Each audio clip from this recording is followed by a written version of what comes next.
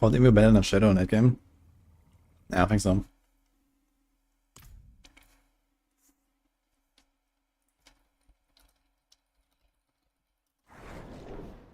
Good place for us to regroup. Ah, shit. Let's switch my keyboard.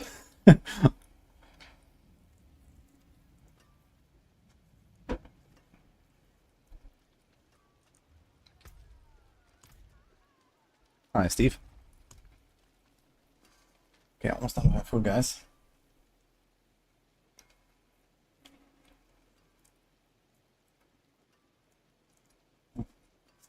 Actually, that's fine. That was good. That's basically my breakfast.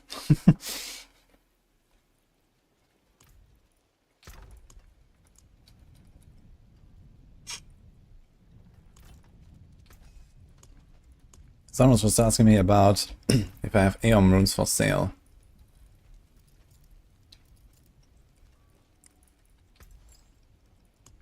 Which one is that? Harlequin. I mean, sure.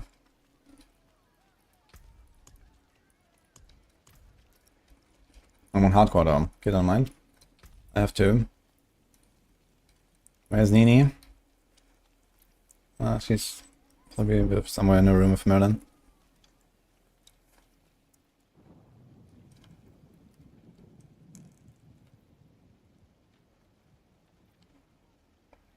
Almost forgot you can swap between builds and armory.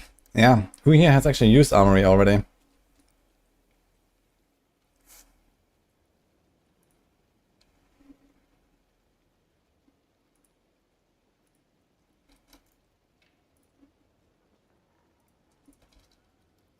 Oh yeah, by the way, wait, are you here, Maxos? About some questions. Some people had questions about like the giveaway and the sign-ups. So if anyone is still wondering like how that works with the sign-ups here, then you can ask now. That'd be a good time.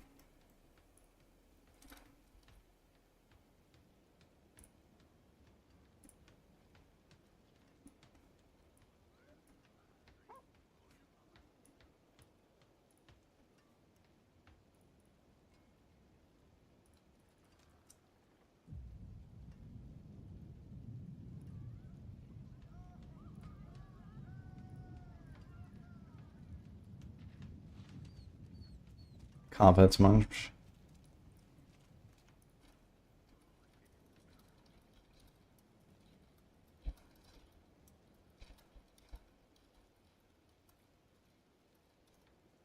Okay. Anyway, let's go. 1, 2, 3, 4, 5. Is that enough consumables, guys? There's only 16 slots on my buff bar. So there's 2 runes and 5 consumables. Oh my god.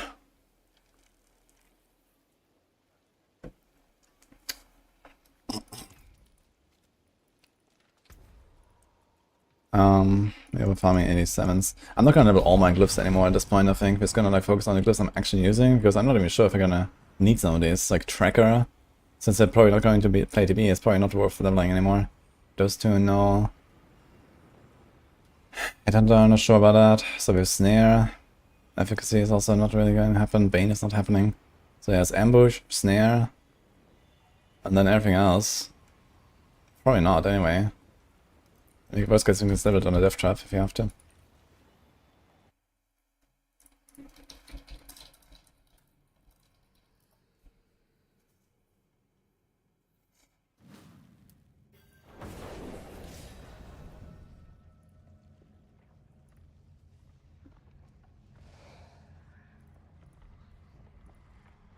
Right. They stack 2 lines, yeah. And one of them is just my runes and my pots. It's very cool. Wait, did I? I want to go back to Stolen Vigor actually. Let me see.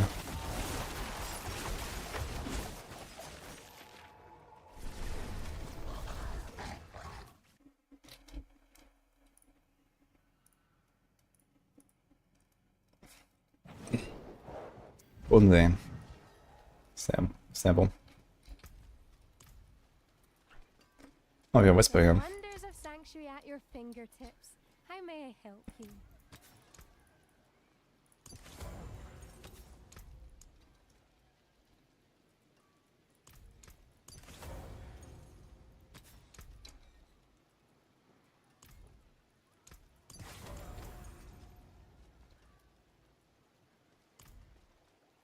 Digital extended timer. Nah, that's just my OBS. That did some weird stuff because I crashed. Wait. So it's 18 minutes. Did it actually save the text? Yeah, okay.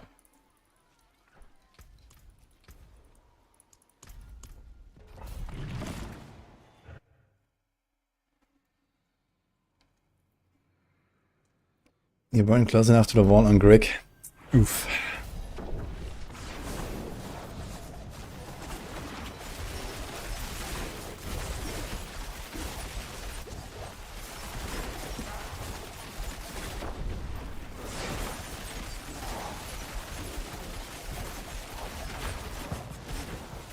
Did I change my key passive?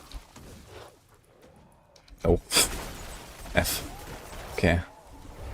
Third time's the charm, guys. Maybe you have to right setup.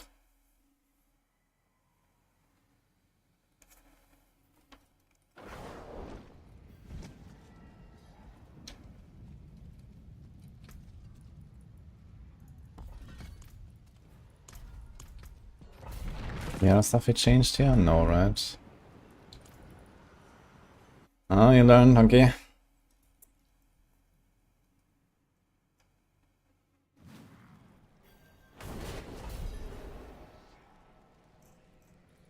Yeah, I was going to ask earlier. Did I ask? Who has used the armory already this season?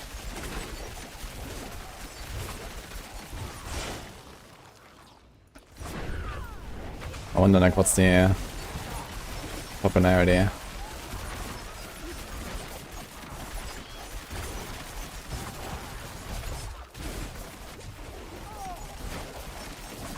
Me, it's really good.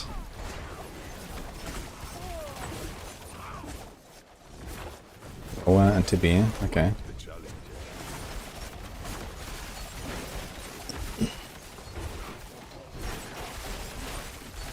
You have.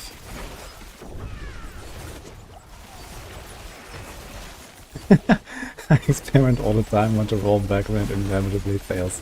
That's nice.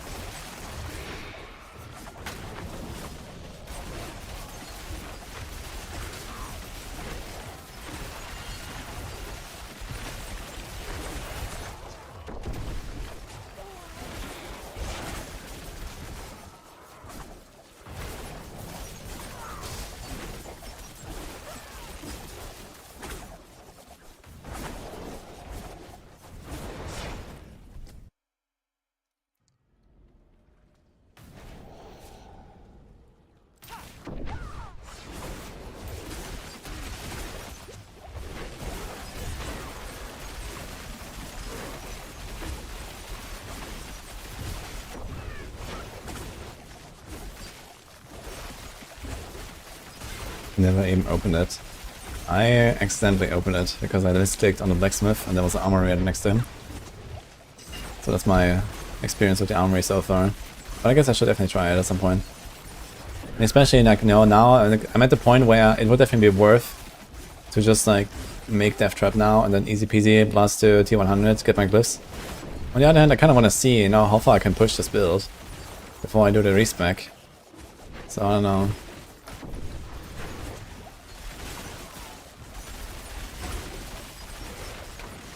It's kind of funny that I have like almost my entire character done, but I still have these royal gems and not the grand gems in my armor, my weapons.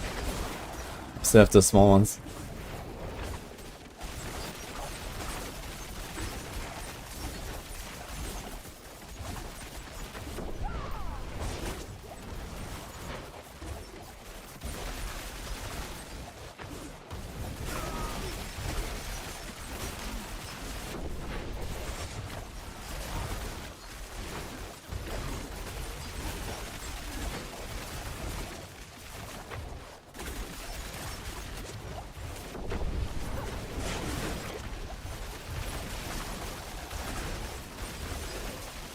This is no snapshot right now. I'm gonna save this variant. Yeah, I mean, I will save this setup, I guess. In case I want to go back. I mean, there will be some items that will overlap, like the Shroud. Actually, not even a Shroud. It's gonna be Scoundrel's Letters now. Fist of Fate, I guess. That's probably about it, actually. Otherwise, I have completely different items here.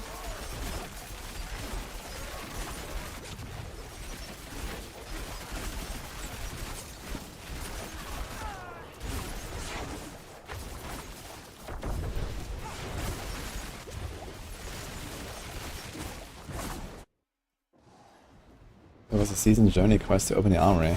Really?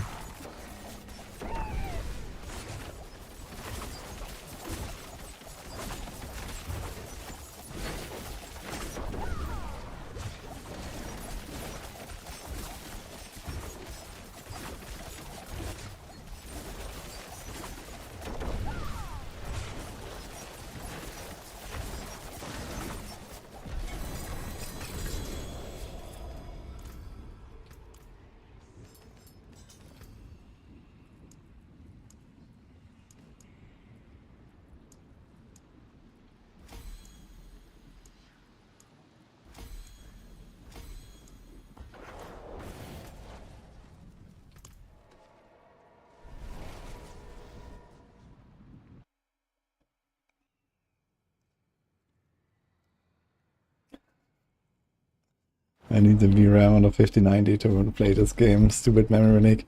Oof. No more WSD. It's kind of hard to do WSD on a, you know, channeled direct movement skill.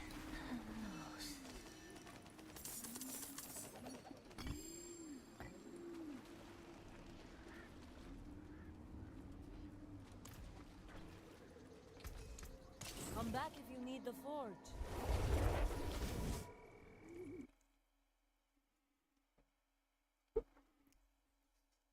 Sometimes you gotta give what the people want and forget about your feelings. You gotta make OP builds because you all copy your builds, but don't wanna struggle in the pit.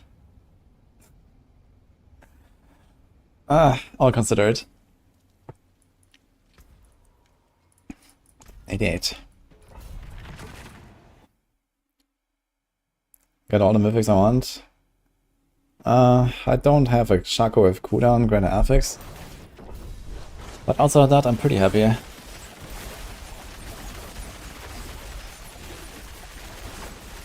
I don't think I really need the Shaco anyway. That badly, at least.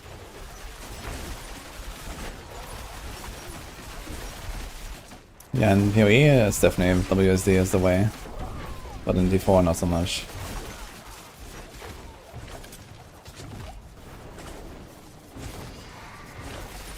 Oh, actually, a personal APN tier, that's the idea. Well, I mean, I'm the team lead in Maxwell D4, so I know about it now, and I'll probably bring it up at some point, and we'll see. Don't need to post it anywhere.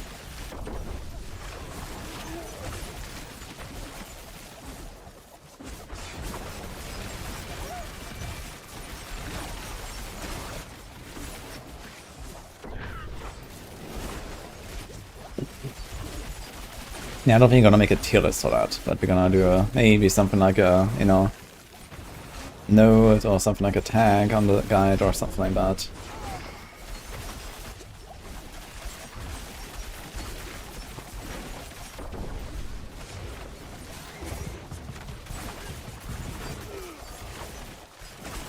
Why does it seem like leveling is faster than ever? I don't know.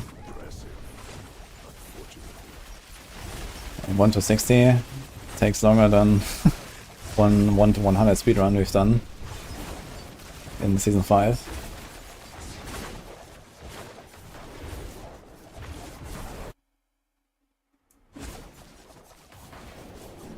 You got 2 mythic and 1. Wait, in on the city or what, Kaiser?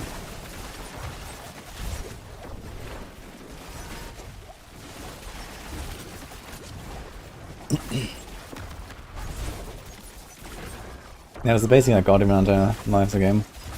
It's built here.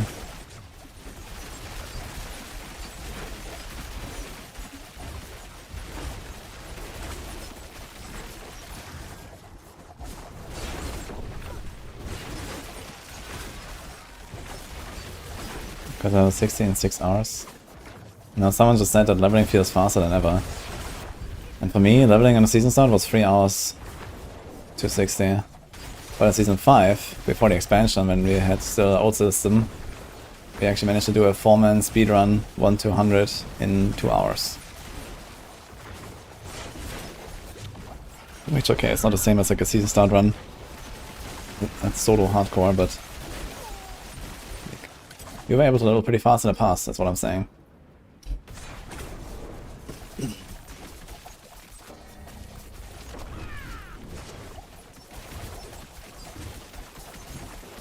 And this guy said he finished the game in 6 hours. Yeah, I mean, if you play Necro, you can probably achieve Girder Pit 150 6 hours after season start. I'm not sure what Rex was in the team. I think it was Chronix, Condis, and Panda, if I'm not mistaken. Yeah, we did one with Rex at some point, but this was not this one, I believe.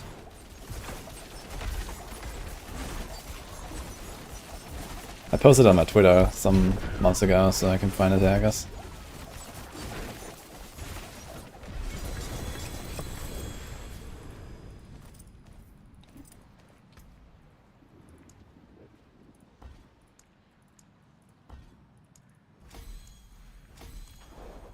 E9.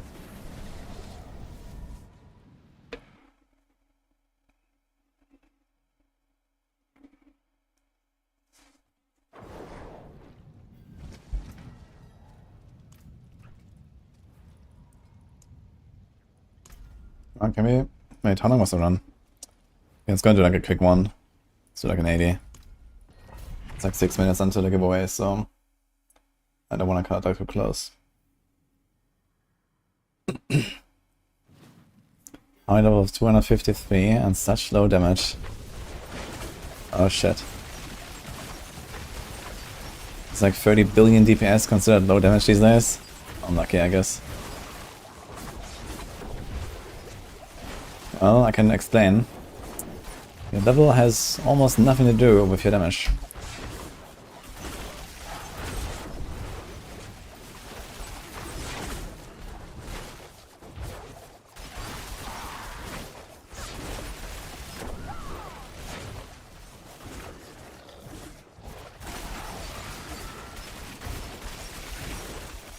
Adam would disagree. Yeah, Rogue is chopped this season. Has only 4 S tier builds. One of the best speed find builds in the game that you see on the screen right now. Chopped, man.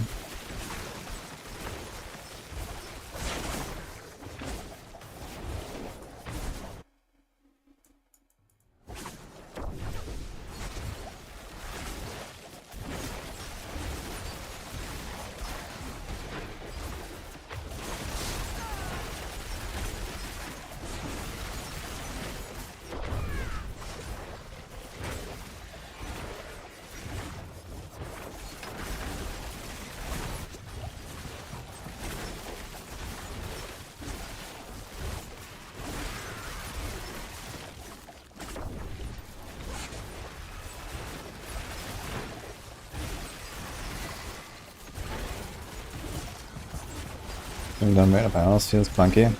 I played last season and I have the same feeling. I don't want to do it again right now.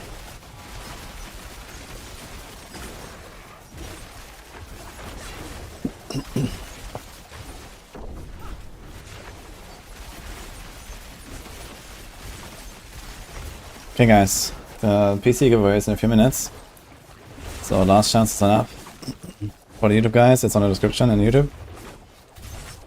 Everyone else, !PC giveaway. You have to go to the Crimson Market website on this link and either subscribe as like one of the loyalty club members by pressing on, I think, join or something, or you press on a golden ticket that allows you to sign up once for free for like basically it will open your PayPal and then it will just charge you 0, and then you're gonna be in.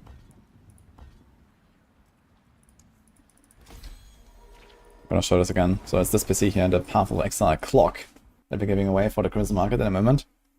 So I will pull the winner in a few minutes. It's a pretty big PC.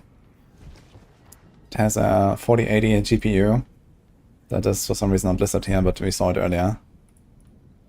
Here. And it looks badass. Actually, I can show off the nice trailer they have for this. Yeah, they even put this on YouTube. So that's the PC. Love Exile themed. The grinding gears. Looks really cool, I think.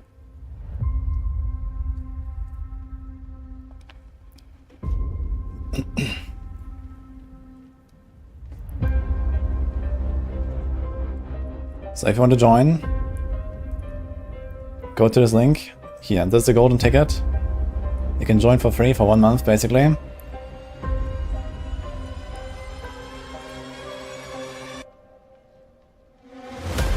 There we go. That money belongs to the Crimson Market, so that's done. If you have any questions and stuff as well, guys. I know there were some questions earlier, now's the time.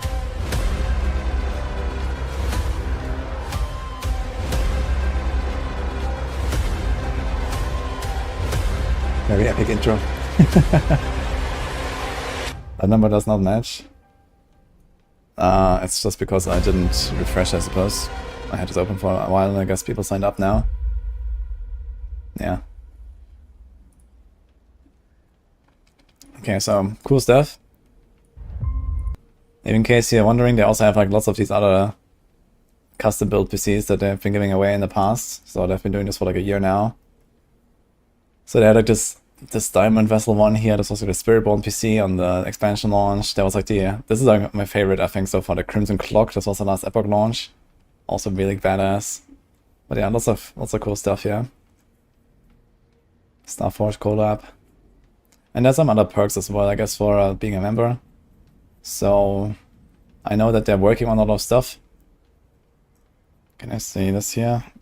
No, not this. That's just my membership about us.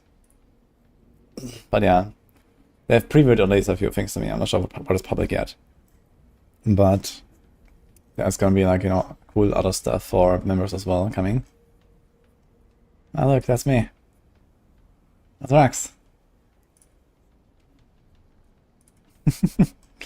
Yeah, they have like also some other streamer collabs here, right? Upcoming rewards. Yeah.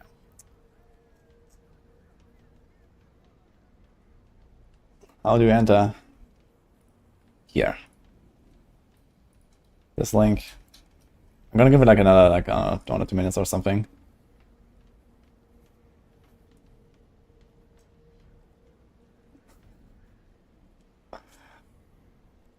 I will pull the winner for Crimson Market. Basically, I have a link here.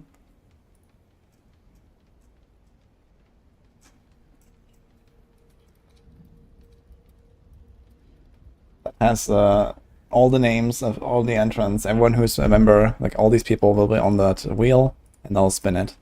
That's the winner. So.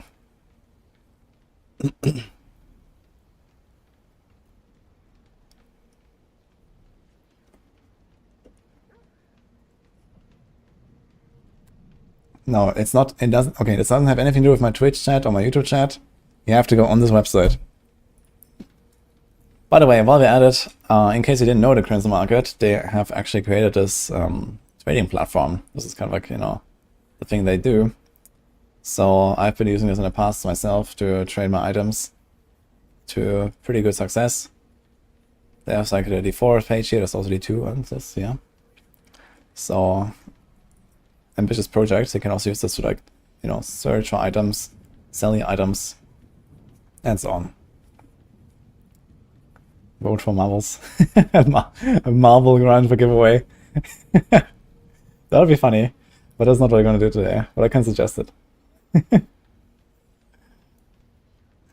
yeah, anyway, they have this trade site here, so this has been working pretty well. Mr. Panda, thanks for sub.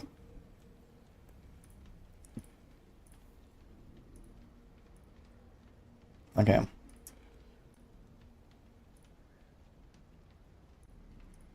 guess we can close this thing here. So we're like a few minutes over now. I guess it's time.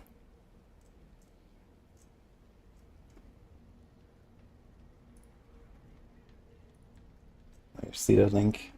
What's the link?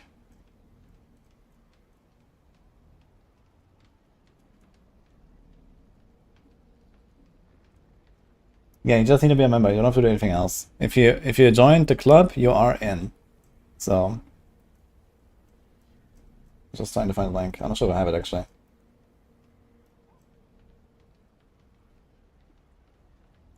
Is it this one?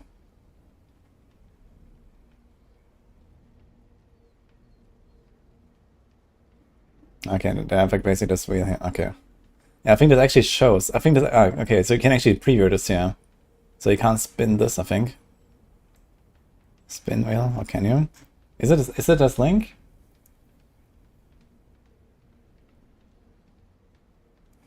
Just asking for confirmation here before I do it.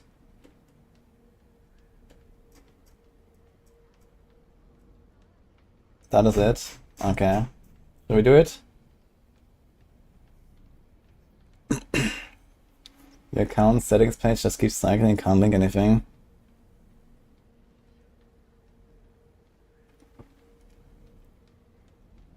Well, as long as you have signed up with your account there, you don't need to link anything. So, you know, worst case they will reach out and, you know, you'll figure it out. So.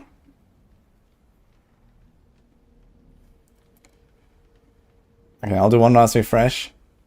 Me doing it. Oops.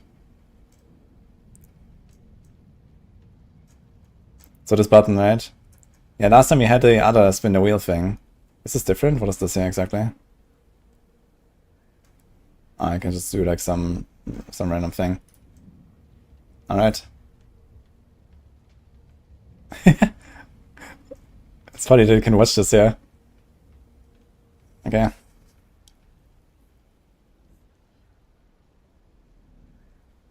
Holy shit, it's actually kind of laggy because there's so many people, I think. It does look slightly laggy, is that just me? Oh, good luck, guys.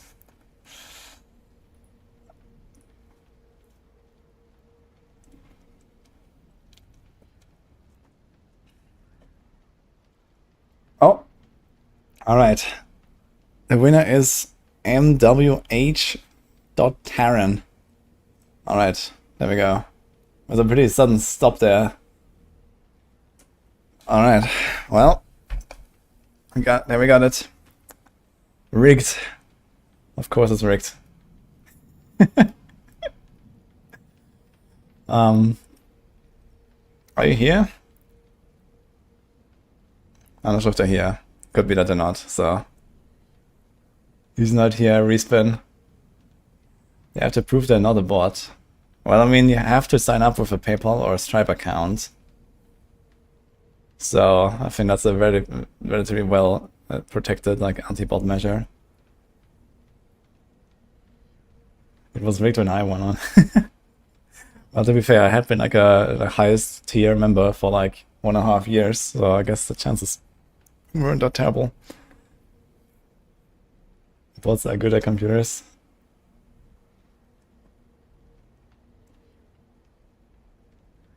We get in contact with them. Okay. Well, that was it, guys. That was the Currency Market PC. Again, pretty badass. Like, the design is amazing, I gotta say. It looks so cool.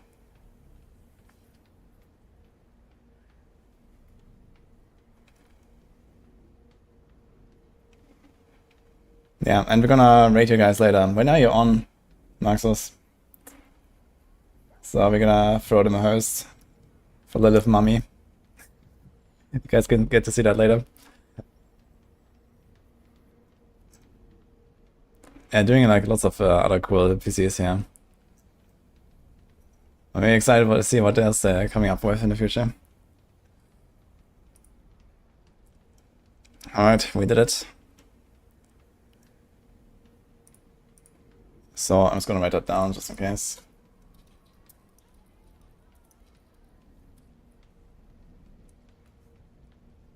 Okay.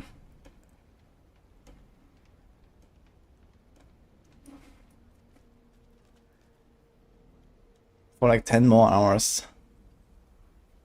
Okay. Yeah, I will stream, I don't know, probably something like 4-5 hours more or so tonight. So at some point, if you're actually online at that time, I'll just radio them.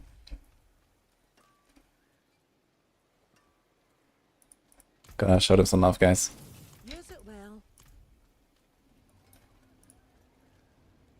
And too bad my stream crashed right before this. I had like some more people here earlier. But I know that a lot of people signed up as well throughout the day.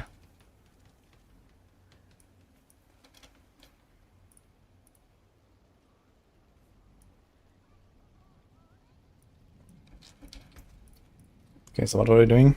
89. 89 it is, guys. We continue blasting.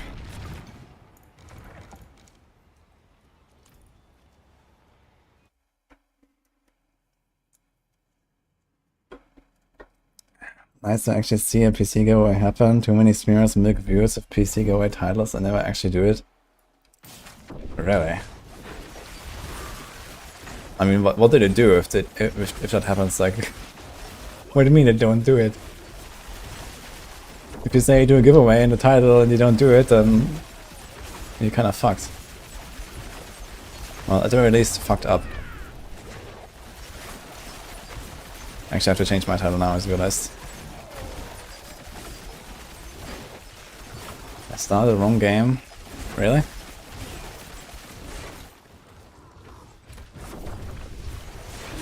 I mean, to be fair, it was not my PC exactly. It was the Crimson Market PC. They just asked me to give it away for them, you know, like we have like a partnership. There's like Rax and me mostly, I guess. We are doing the draws for the winners for the PCs. So it's usually like, okay, 1 month it's me, 1 month it's Rax. So I kind of go back and forth like this.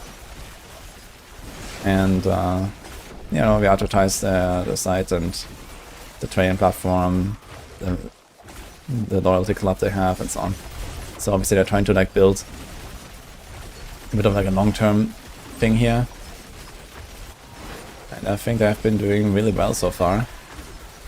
It's a cool project.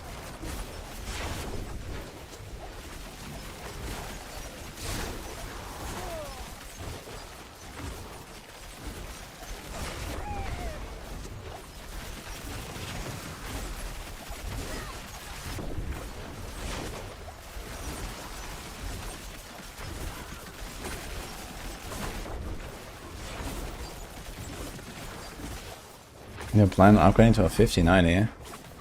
No. I mean, I'm playing like PoE and D4 just fine with what I got, and I mean, there's no other games that are coming out that would require more for me. That's for the next years, I guess, so. Who won the giveaway? It's mwh.taran. Actually, do I still have the text? No, I don't have the text, okay.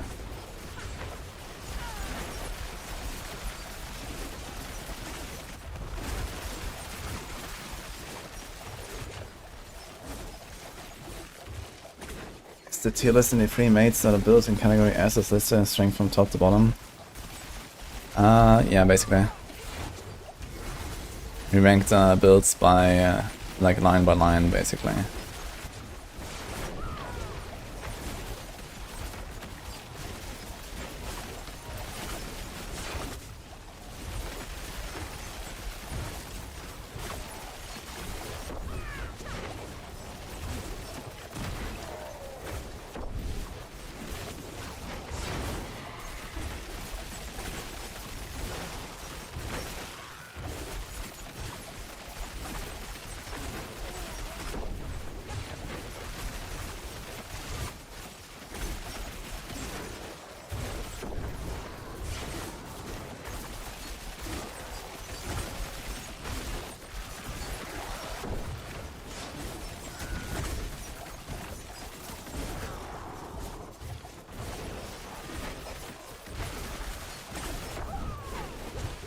We hope LE and PoE have something more than just monolith and map spamming.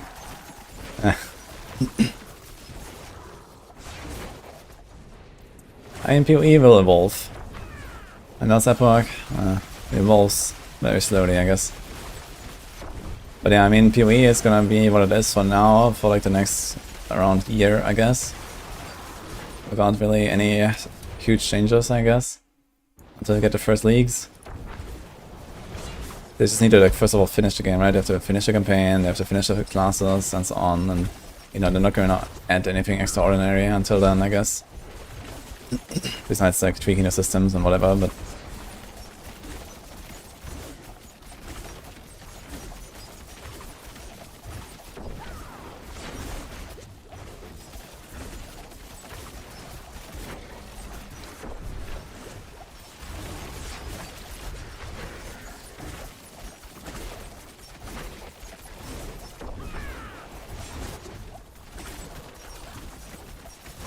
No marker, by the way.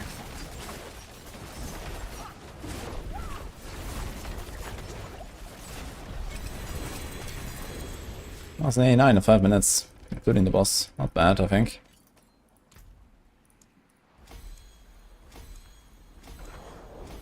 Okay, I have to update my title and stuff.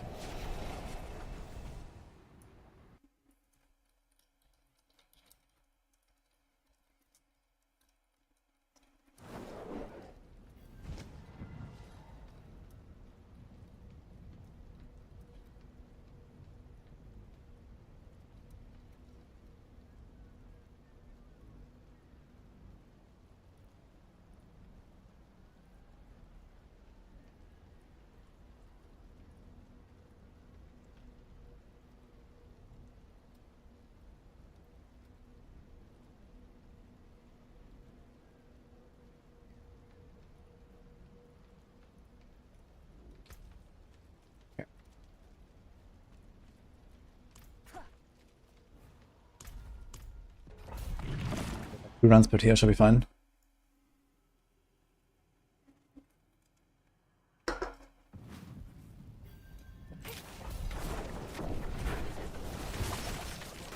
Brother and I will push 2 men after 24 hours of playtime.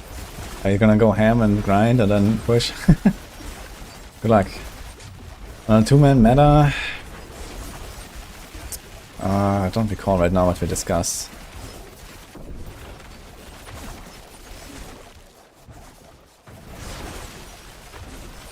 There's a bunch of pretty relatively balanced options actually in the Sanctified season. The Sanctified season is the most balanced season of all seasons.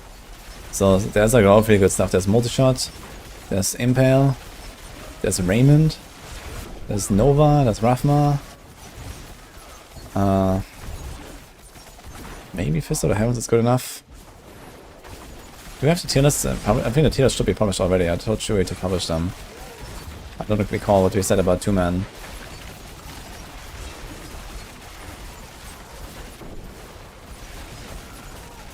Even Natalia would be a pretty good option, I guess. But Natalia doesn't get anything from the season. Can its version be played without the Ubers? Well, I have no Uber that does anything for cooldown, so yes. I only have Shroud equipped right now. If your cooldown is terrible, you need to put more cooldown on your tempers. Okay, he hasn't published a tier list. Need to ask the guys again.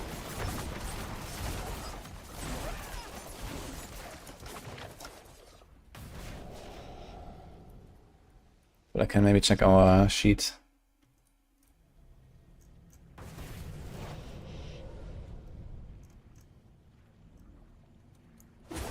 Yeah, our sheet says Nova and Sea Barb.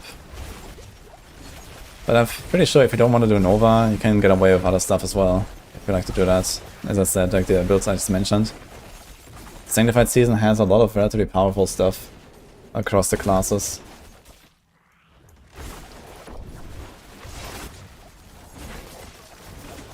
Like there's like 10 builds or so across everything but Witch Doctor. That is like in like 4 or 5 GRs range. At least for solo push. Now for 2 men, of course, this shifts a little bit, so Nova obviously scales really well with the party and so on. So it might still just be like a noticeably better option, but you don't have to go Nova, I guess.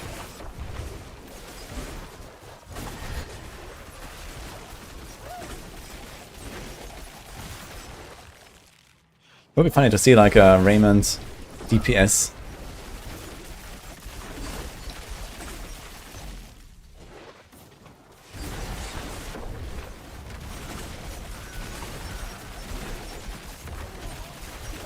Maybe I should do it, actually.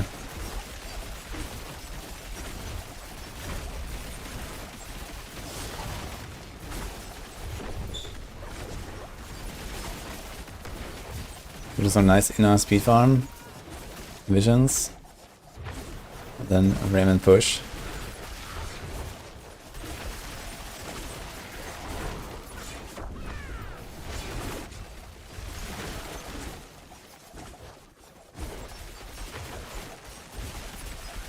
I'm the only one that actually liked the drop back of Caltrops. You're not the only one. There was one other guy who commented on it in my YouTube chat the other day and said they also enjoyed the Caltrops jump. So there's at least 2 of you. Maybe you can start a movement. Make Caltrops great again.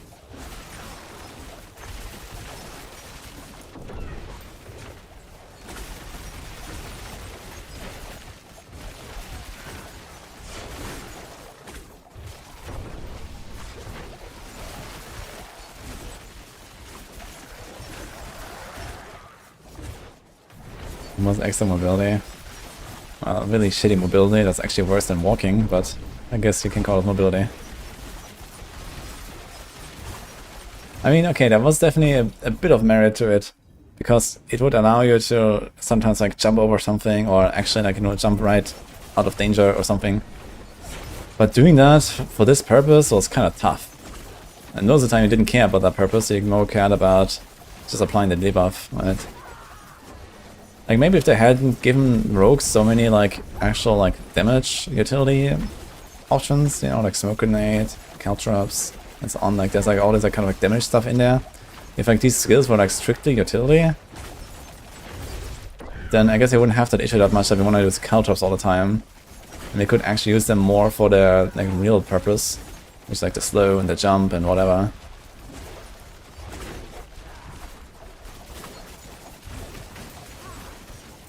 But I mean, it's too late for that now anyway. They'll never go back. And the caltrops are already changed. After people have been complaining for seasons. It's gonna die.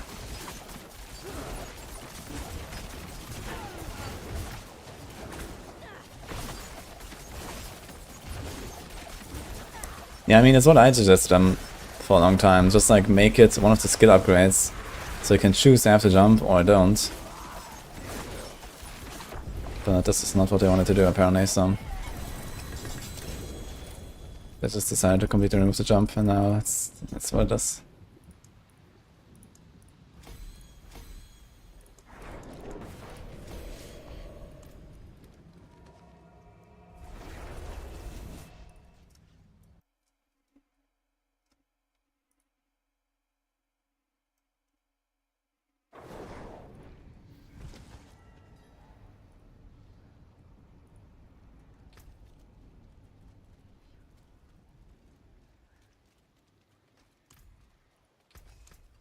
I see I have a big message from Monkas on my Discord. I'll get back to that, okay?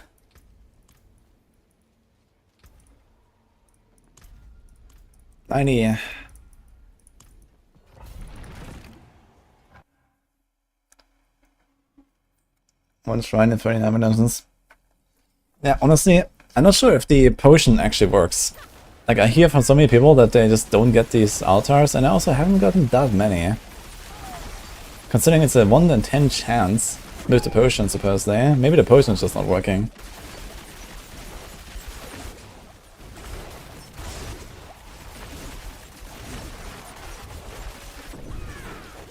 Okay, Mongoose. What bit I'm gonna reroll to? I'll probably try out the Death Trap finally.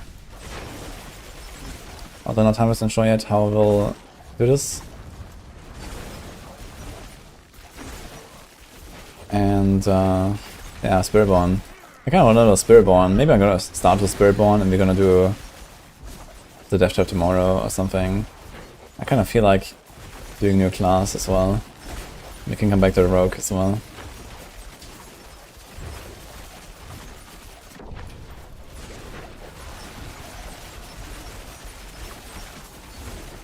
Is this ready to get a pot? Root holds.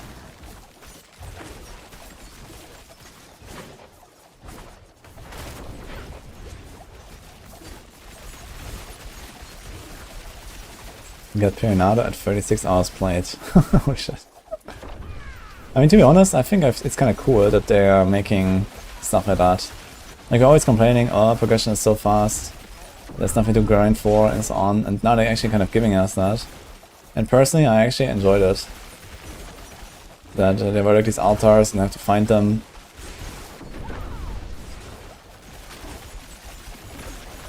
And it's not just, okay, run around in the season zone and do nothing else, because that's the most efficient thing to do. No, you also have to go into Nightmare Dungeons and you actually have to find those fucking altars. So, I think that was okay actually.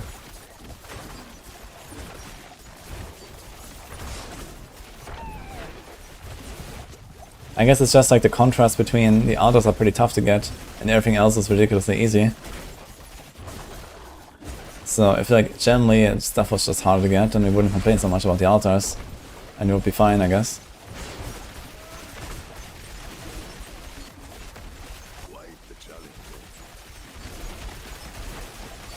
Stein gives Citadel vibes. It's not that bad, man.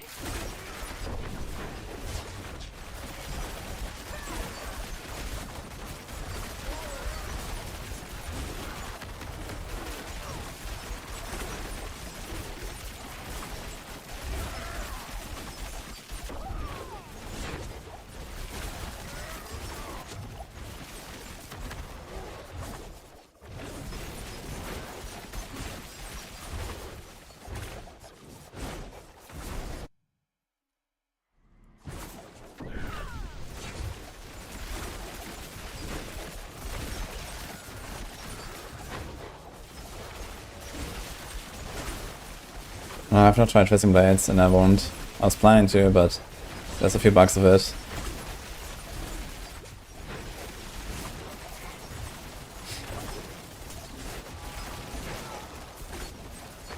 So I might just do another build on Rogue or just more on Spiritborn or something.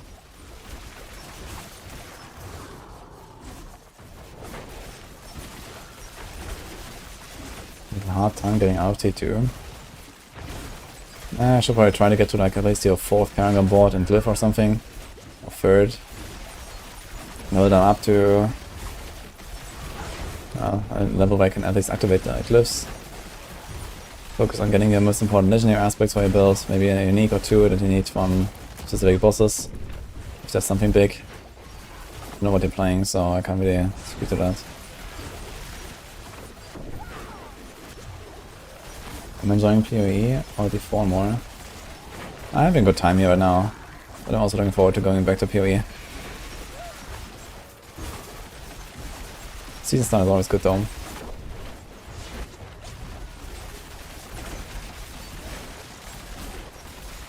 A little buff Crushing Hand and Ray because they do no damage to boss in higher pits.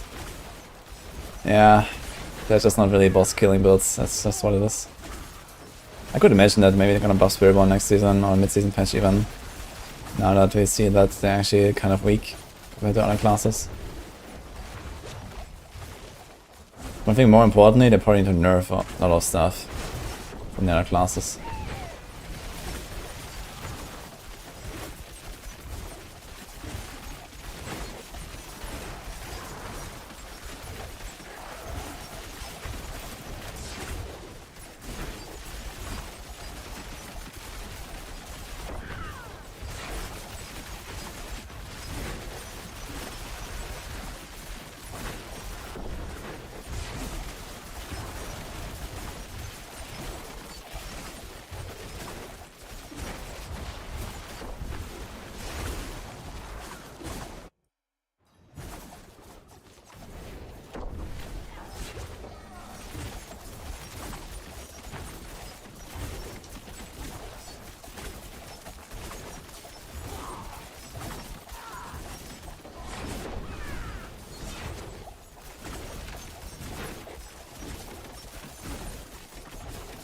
4 seconds, it seems.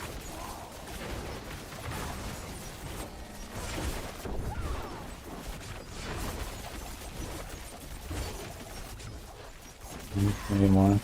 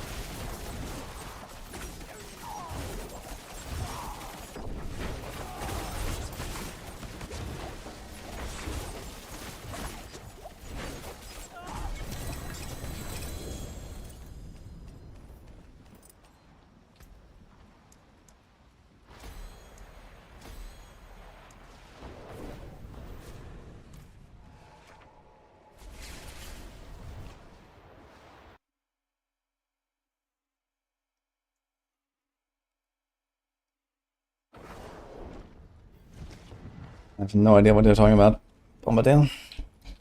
But glad you're having a good time.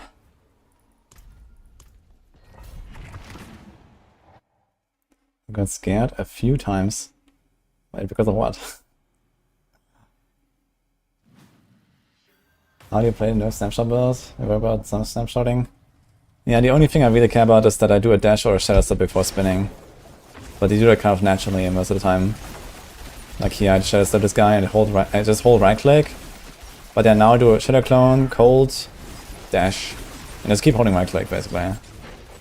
And that's about it. So I just try to end my rotation. Whenever I press something, I just end with a dash or a shadow step. Because it gives you the Dance Macabre. But everything else, it doesn't matter, so. Just shadow clone and cold imbue together. Because I need to buff the clone with the imbue from the aspect. So always cast those two next to each other.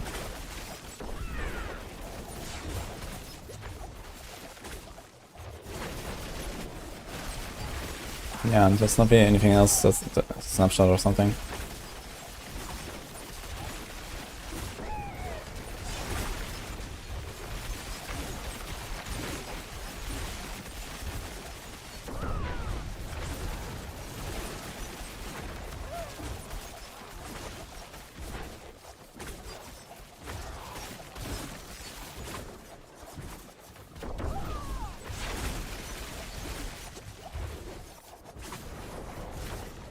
I think using Band of First Breath on Spiritborn is worth it.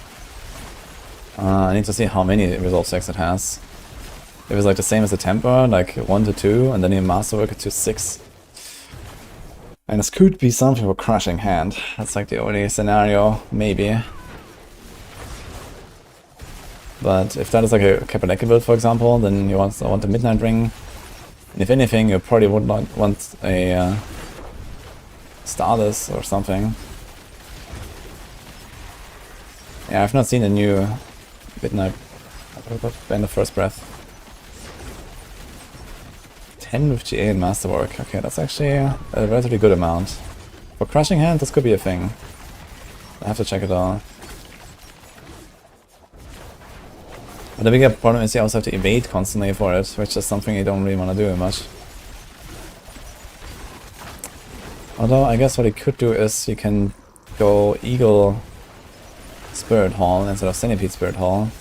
And then hit the Eagle passes, which are pretty big as well, and then you can also get something from the evading. So maybe we can do something now. You also get vulnerable from that.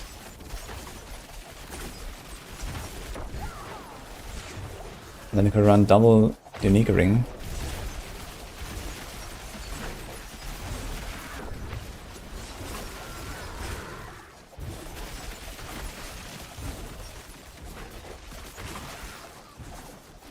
TV build is bugged.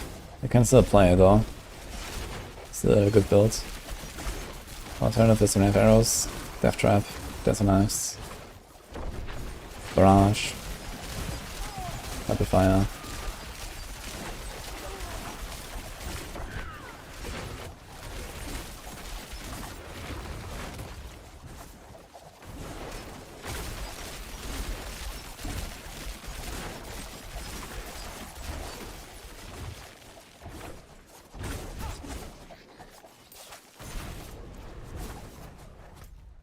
What the fuck? Look how much progress I'm missing.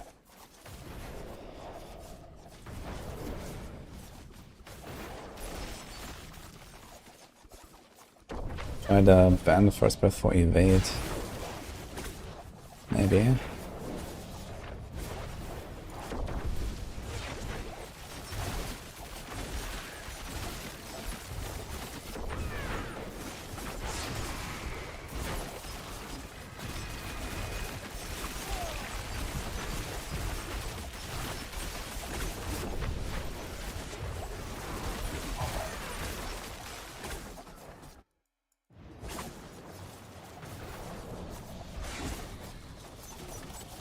Take the boss.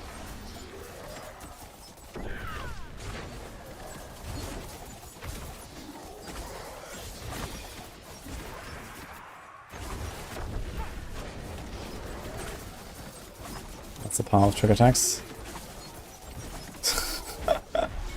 Okay. Compare this to the last boss fight.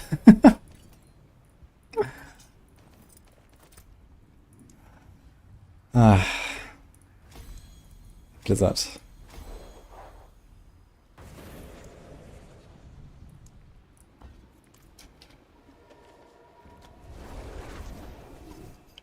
Can't kill anything as TB, especially as shielded guys. Yeah, apparently you can't apply the poison when they have shields or something. So F.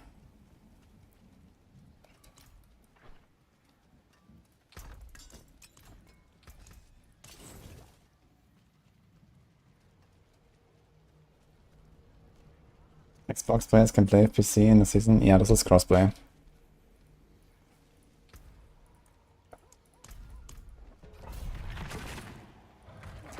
I'll build next. I'm prepping Death Trap and Spiritborn.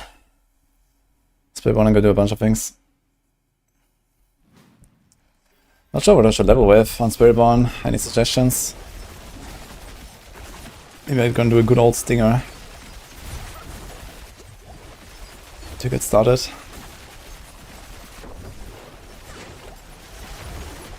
Progress into Torment 4. Play some Crushing Hands to farm.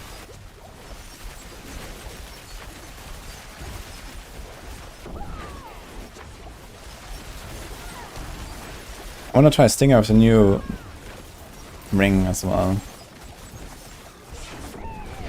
Easy, Gamba, Seppa, Zontek, and evade.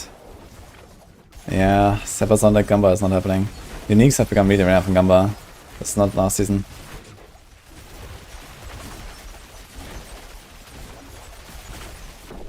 Because that really loves the death effects, always more than GG does. Yeah, there's a bunch of them here.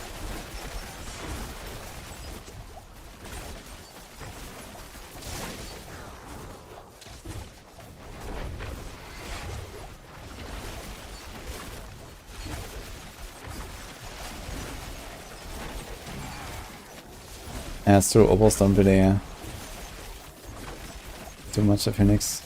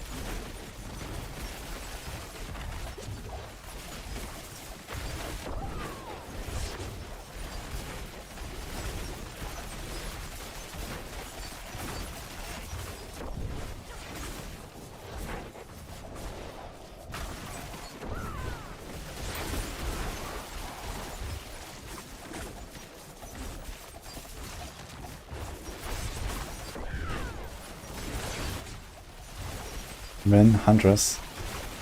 I expect 2-3 weeks or so, maybe. Again.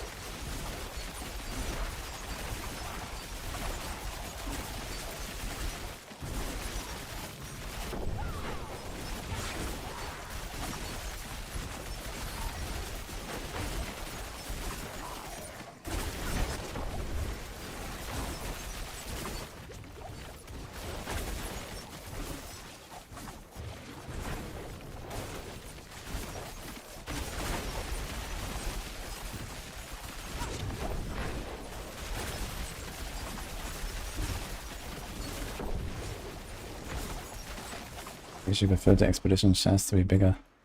You talking about the PoE expedition chest?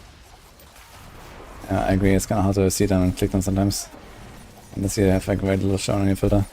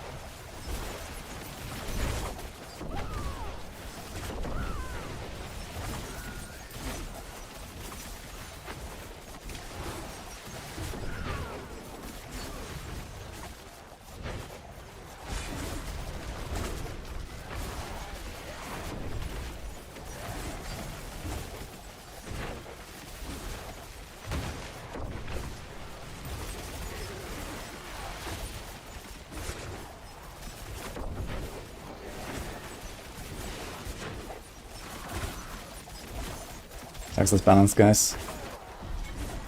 Okay.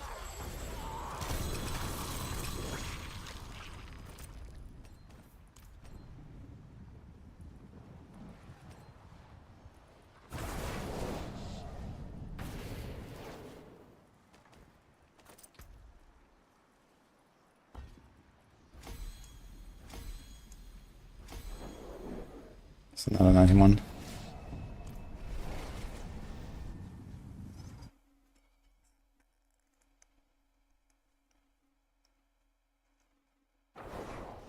I think I might try some Death Trap and then Spiritborn. We'll see. Kinda wanna do the Spiritborn in one go, to be honest, but we have to be quick then. We still have some time to go here with this build.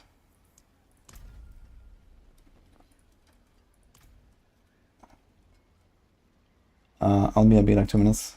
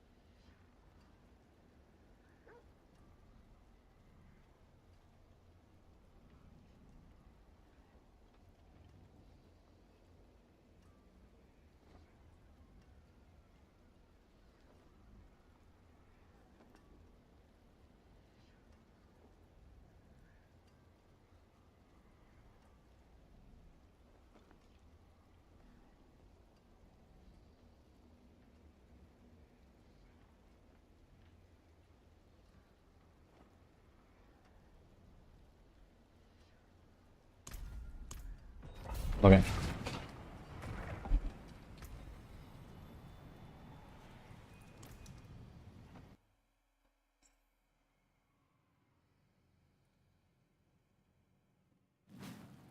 I got him. Appreciate that.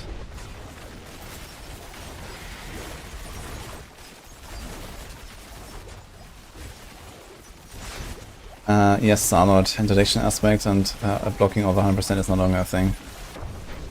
There might still be reasons to run interdiction, especially on builds that don't have a quarterstaff or don't want to run armored hide or whatever. So technically you don't have to go like armored hide anymore everywhere, for example. There might also be ways to like change setups in that way.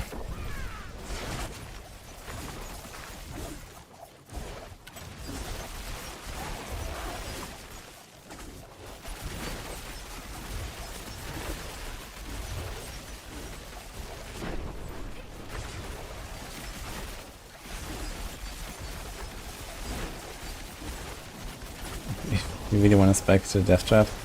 Okay.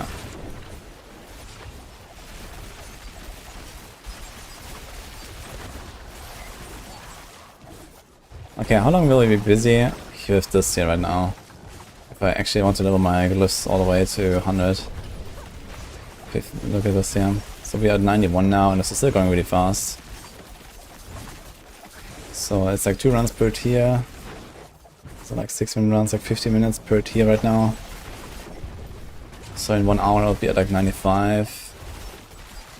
And then maybe 2 hours after that I'll be at 99. And then it's gonna be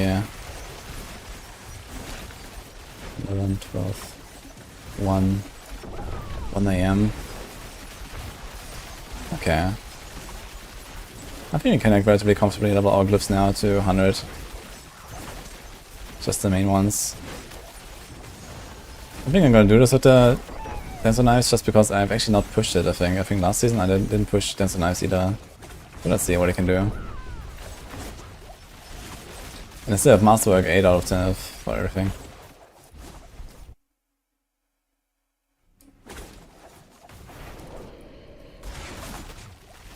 Yo, Dashi, I'm not sure about the Max Guard exactly. But there's 2 ways to restore Shadow Clone fast enough. One is Stack Rune, that gives you ultimate cooldown reduction. And the other one is the Quax Rune, to get off preparation. That's what I'm doing. I'm not going to do Twisting Blades. Twisting Blades is a buggy.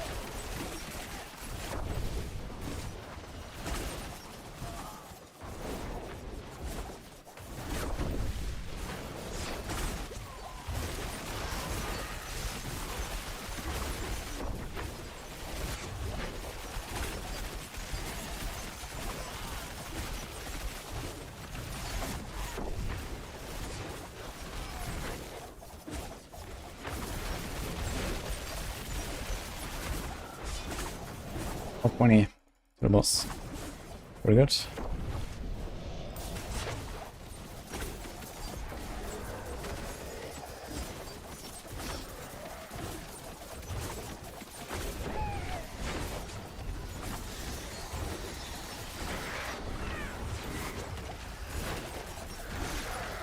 Get him. quite.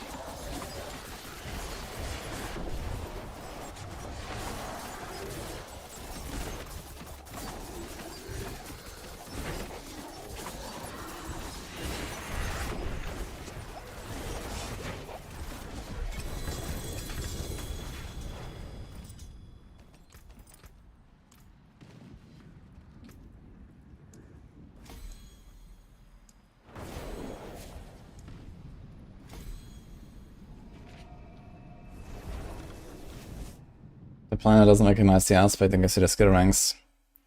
Does she?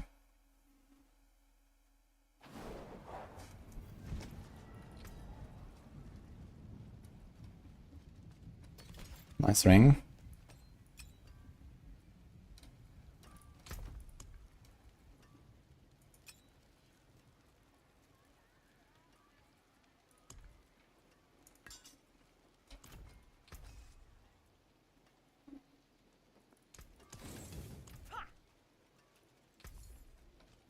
Not a bad pull. Hello, Chef. Well, there's something special.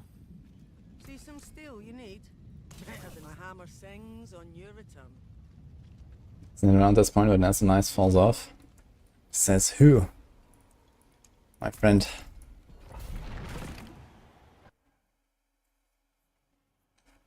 The things I put in my jewelry sockets are occult gems.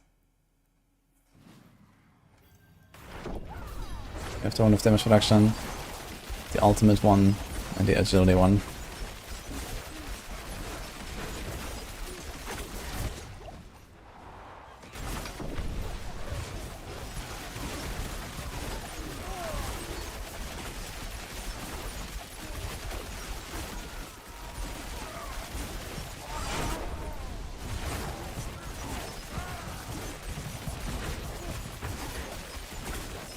And suppressors on this tier is kind of a struggle.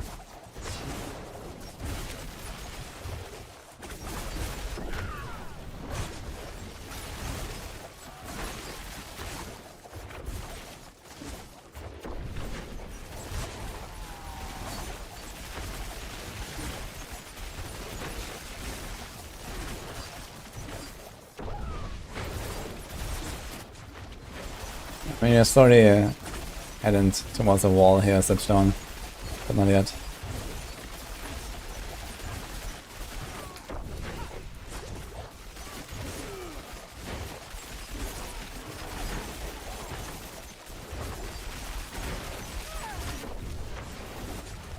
Quite the challenge.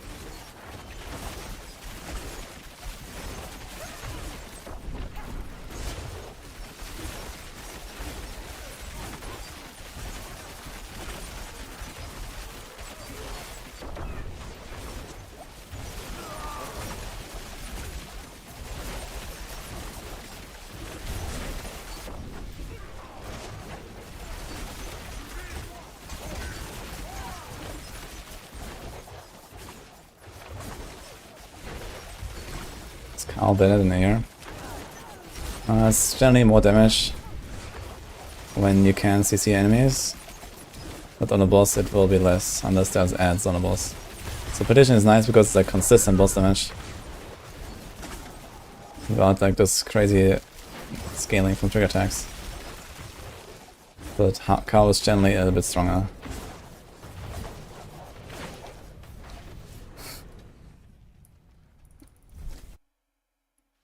How do you get poison damage? The aura from Witch Bar.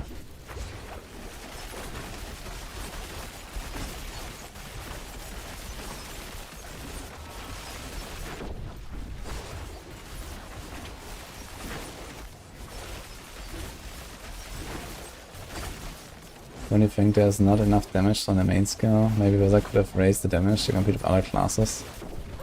Wait, do you wanna raise the damage of this ability? Then so nice, or what?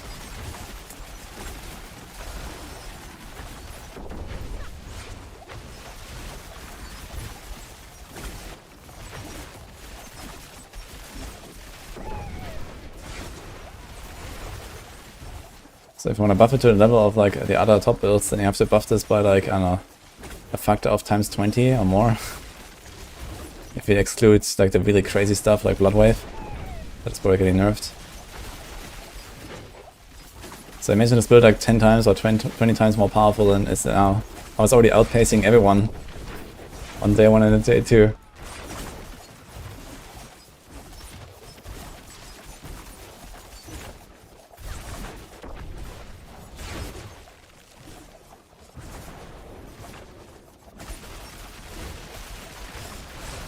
I'm not playing with snapshots, hand sanitizer. Yeah, I think the damage of this build is probably too good actually. For what it is. Like for this speed, we have too much damage, I feel.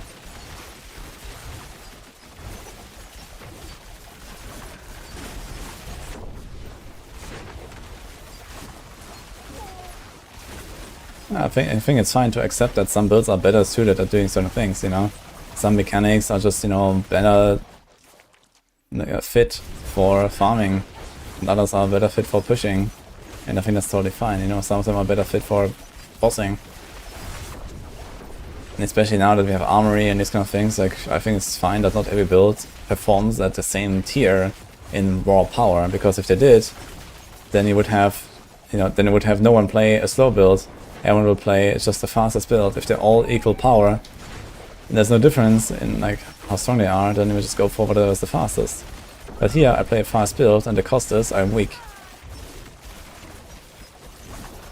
And that's a very okay trade to make.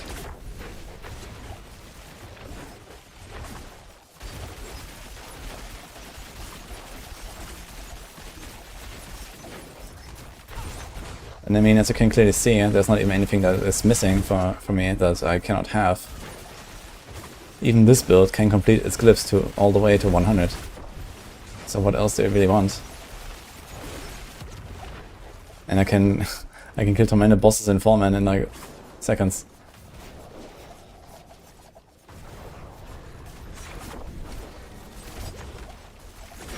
I'm embracing the mapping and bossing model from PoE. Nah, actually I don't. I think PoE is a game where that doesn't fit well. But in Diablo it's different. I mean, the thing is you'll never like stop people from doing, you know, mapping and bossing characters or whatever. But in PoE I don't want to do that very much. PoE is more about making an all-rounder for me. The thing is that in Diablo 4 you cannot do this, you know, a build works a certain way and has a certain meta combo. And you know, this is like much less of a thing in PoE. You always have options in PoE, and you don't always have options in D4. Because of the legendaries and whatever, you know, everything's kind of locked in many cases. Like, I cannot decide to make my build much slower but much more powerful right now, you know. The build just works the way it does. And this is it.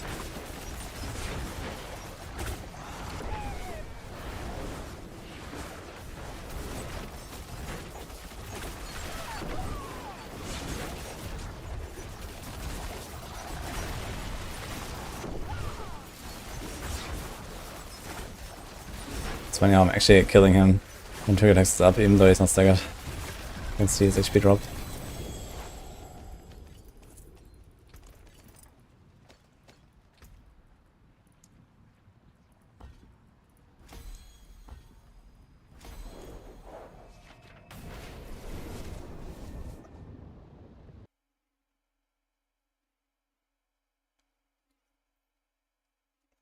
That's how people have played PoE for over a decade. I wouldn't say it doesn't fit, it's just not my preference. And could be. I mean, the decade sounds a bit much. Like, bossing builds, I guess, really only started existing once we actually had bosses, right? Like, once we made Ubers and these kind of things, I guess that's probably the time when it was really on the rise. Or at least stuff like, you know, Elder, Shaper, Uber Elder, and so on.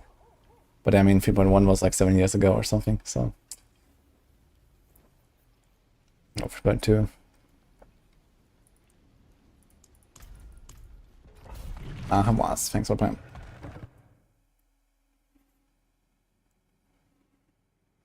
Is this nice as boring as F besides boring D4? How does I sustain it? Well, two negatives cancel each other out, no?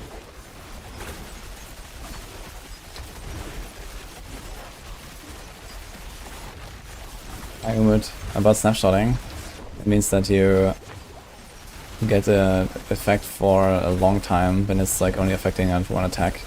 So in this case, if Dance with Knives, you can get a buff for your next attack, for example, and then channel forever, and you always have that buff. So there is, for example, the Quack's Rune, Dance Macabre, Synergy Aspect, and some stuff like that.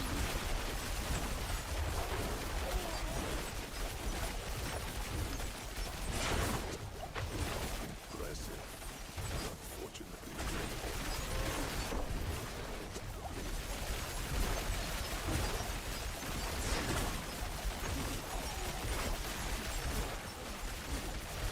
You played pre-season and left with disappointment.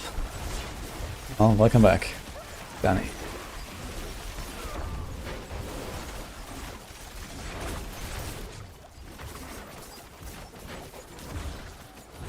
How could he snapshot for the build? Well, this build doesn't do it. The other version I played the last few days, the combo is Potion, Clone, Cold Imbue, Concealment, Potion, and Dance. Ah shit, I missed something. It's Potion, Clone, Shadow Step, Cold Imbue, Concealment, Potion, Dance. So that's the combo that I was using on my other setup. But right now we don't do any of that really. We just press whatever you want whenever you want. Kind of the only thing I care about is that I dash before I do a long spins.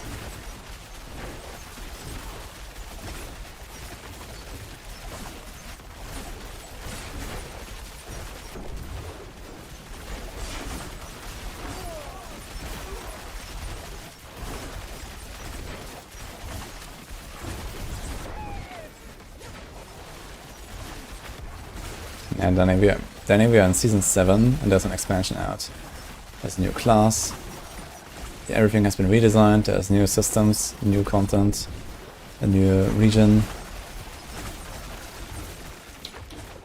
Builds function completely differently.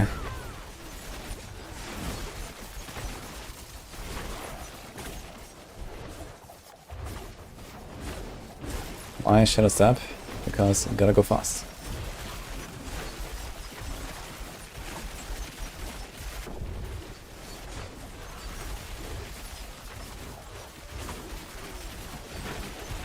I feel like we snapshot more than less.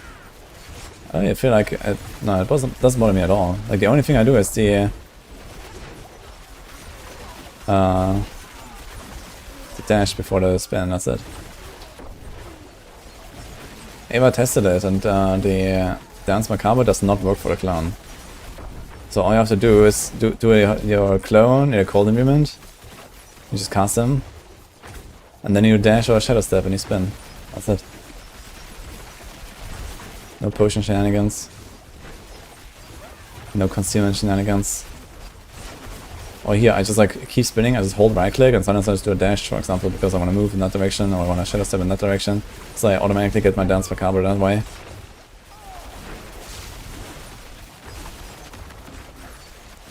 Well, let's ask the man in chat, maybe. Why Shadow Imbue? I keep getting that question all the time, but honestly I don't know what to say.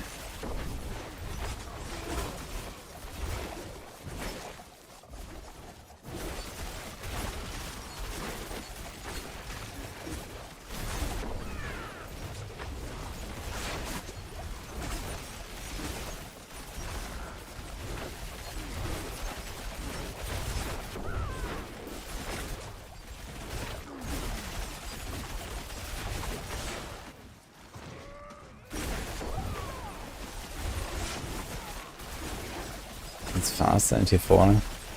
I don't know, I went into Torment 3 and my Shadow Imbue literally did nothing anymore. So I don't really expect it to do anything in T4.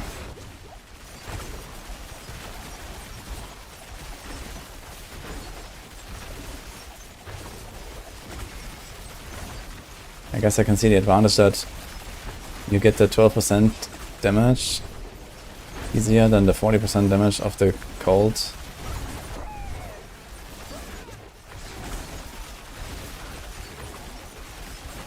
because you spread it with the explosion before actually ever hitting a target.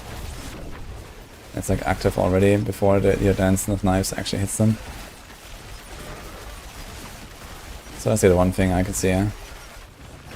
But it only really matters if you one-shot stuff, I guess.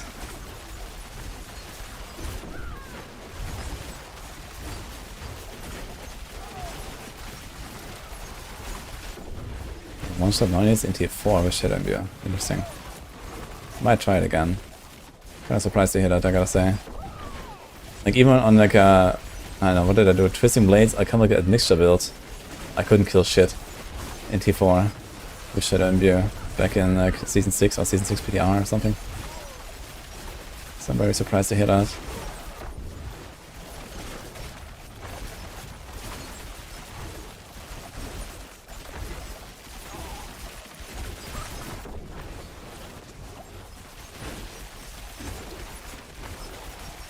I did bosses, and this is where I get my picks.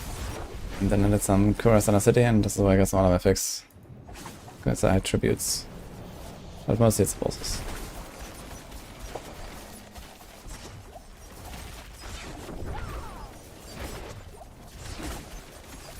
Oh, that was crappy.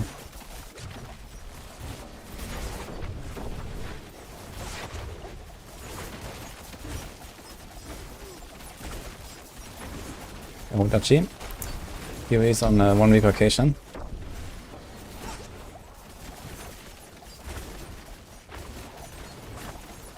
Can't get past the dual platform part. Why?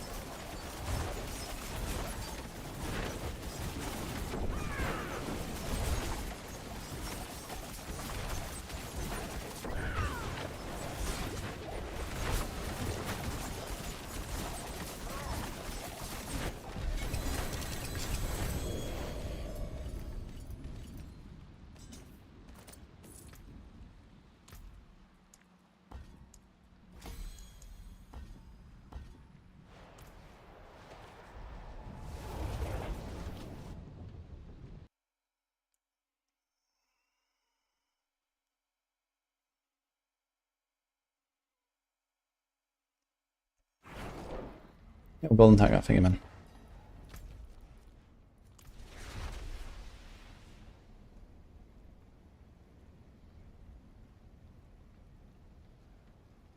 Stance mechanism bugged, or going crazy, not getting a 75% increase. There is no indicator for it, Vivi.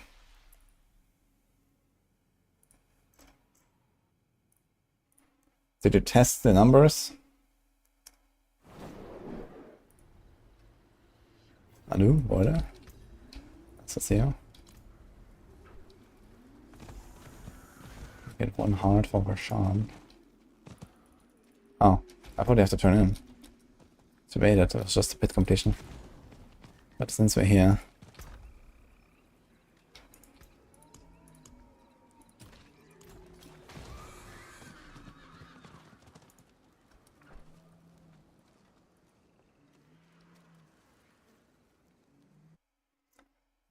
Gonna do Death Trap. And then Spiritborn. I'm gonna do like just a little bit of Death Trap though, just to like experiment a little bit. Maybe come back to play the rogue a bit more. Also, I'm not 100% sure about my witchcraft stuff, if I need to change it very much. I kind of want to save my juice that I have for the Spiritborn. Have to change some stuff there.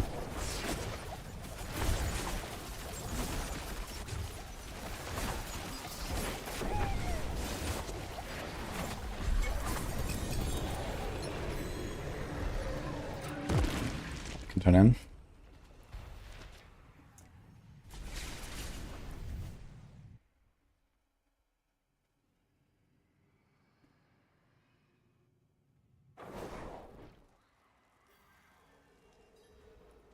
I certainly had people asking me to go back to D4 when I was playing PoE. Okay, we got a legendary gem fragments cache. I wonder how much that is. 226, 263.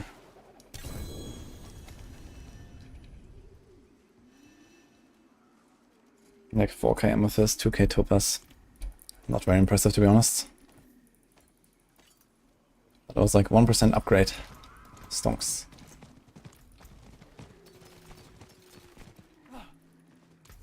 May the light keep you. How can I help?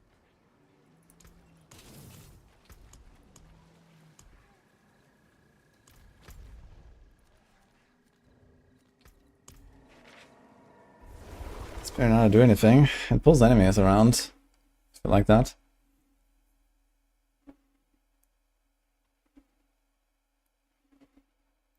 Dashi.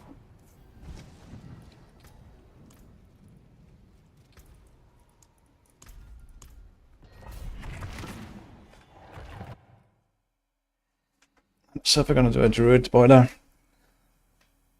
I'll be in the mood for like some polarize again or something. But I don't think I want to play the cataclysm stuff. Polarize sounds kind of nice though, with like the more consistent overpass you get now from the Spirit Boon.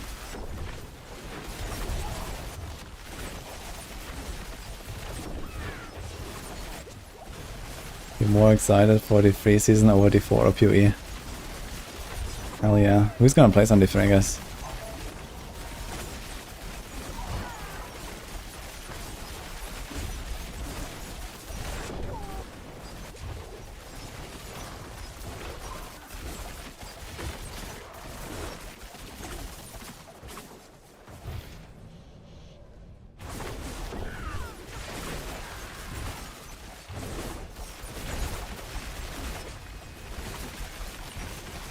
Well, a sorcerer, take it as a challenge, it's the worst by far.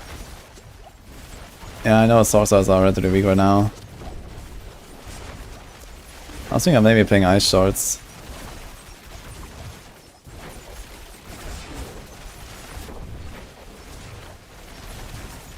Maybe I'll make a third class sorcerer after Spiritborn. Because I don't want to play Necro, Druid. And I mean Barb, okay, has like this Hoda Earthquake stuff, which is kinda nice and all, but yeah, maybe I would actually make the Sork.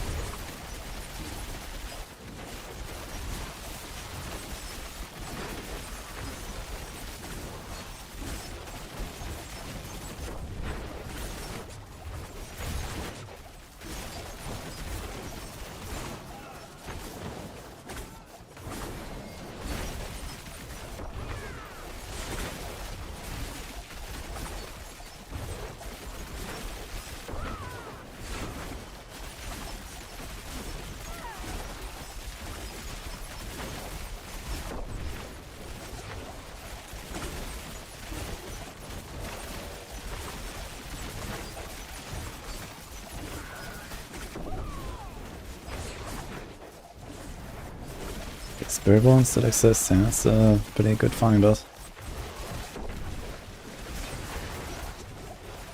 How can you use Igni plus Quarks combo for Dog? Just sort it in, I mean you don't have to think about it very much. It's just there to passively drain my resources sometimes. Give me my Shadow Clone back with preparation.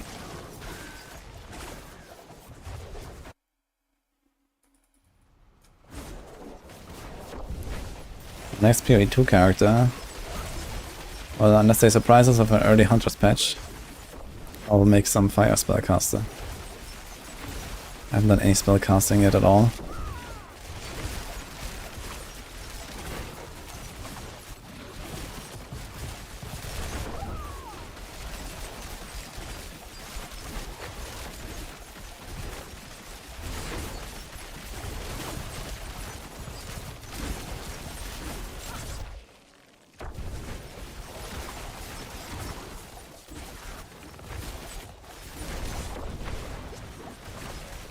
Yeah, I think I can definitely go a bit higher than that 9 Hydra.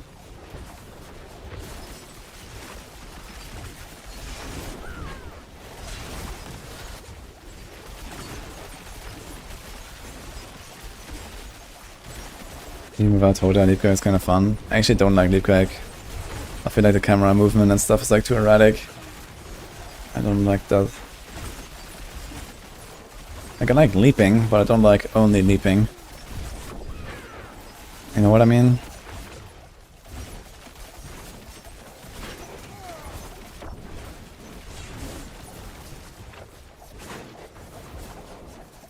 I think there was one character per release or multiple. I think I'm gonna get like one new class per expansion for the first 2 to 3 expansions, and then probably none anymore. To the expansions after that, we're gonna not have classes anymore. Because, you know, these classes are like a massive undertaking, and not only that, but they also force themselves to, you know, they force themselves into more work for every patch after that as well, right? It's like, need more maintenance as well with more classes, need more balancing and more new items and everything. So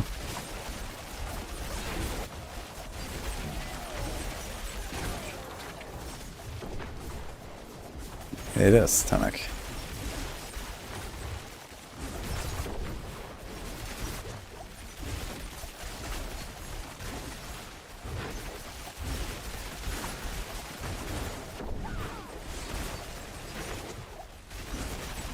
Can't even balance the class they have, so yeah, okay, balance is one thing, but it's also just like, you know, the extra effort that goes into it after the class is out. You know, it's not just you make the class and you're done. You make the class and then the work begins, you know. So, you know, first you work on the class for like 2 or 3 years, and then it comes out, and then you have to deal with it for the rest of your life. So that is the problem. So that's why we're not gonna have that many classes at some point.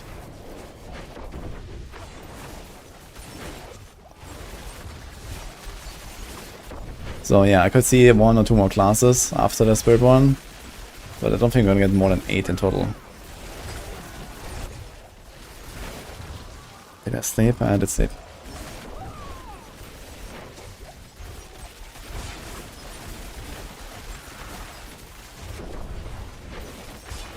Ten classes would be nice. I don't think there's a chance for 10 classes, man. And I mean, even if that's happening, you know, this is gonna be in like 5 years from now or something when we reach that point.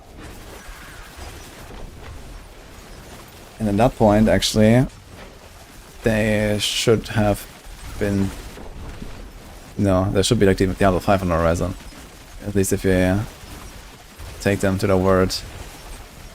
They said that the wait from D4 to D5 will be shorter than the wait from D3 to D4. D3 was 2012, D4 was 2023, it was 11 years. So if there's like supposed to be a noticeably lesser wait, then I guess you're talking about like 8 years, 9 years. Which puts Diablo 5 at 2031, 2032, 2033. Which is kind of weird considering how slow they are, like, you know, handling the storyline and the expansions. Right?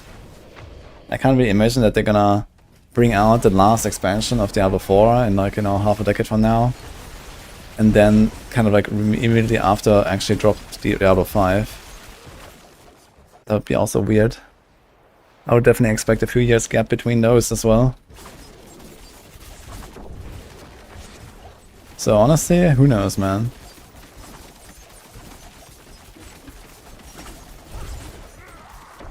Maybe they were just saying some weird stuff.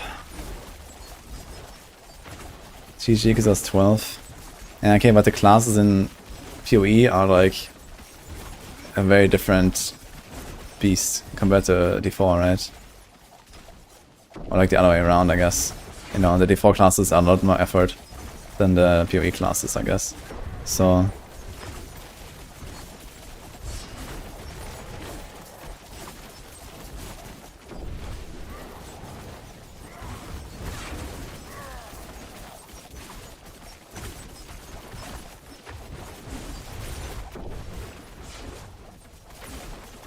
They make one more class, a holy class, and that's it.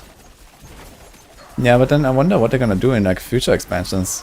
I mean, with the way the story is going, I think we need at least another 3 expansions until the story is even concluded.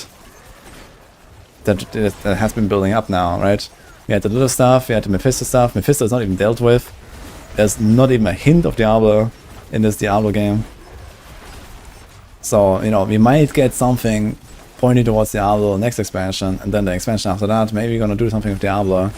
And then, you know, comes Bale as well again and stuff like that, right? And who knows what. So, there's certainly gonna be something after the Diablo expansion as well. So we're talking about like at least 3 more expansions. So what are they gonna sell in those expansions without new classes? And at the point where we already have like an oversaturated game with like way too many, you know, horizontal progression systems. You know, with like you have like 9 different activities now or something. So what are they gonna put in the expansion?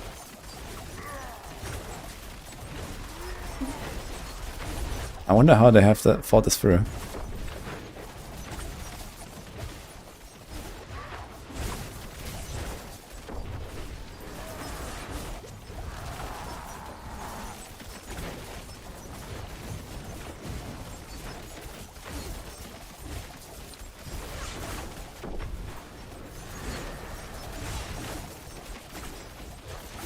Can finally make the basic stuff like leaderboards, etc. Yeah, okay, I mean leaderboards is like something they will maybe bring in an expansion. But on the other hand, it is not like an expansion feature that actually sells the expansion for most people, you know? There's something that just needs to exist at some point. But you can't really like, you know, headline the expansion features or something like that.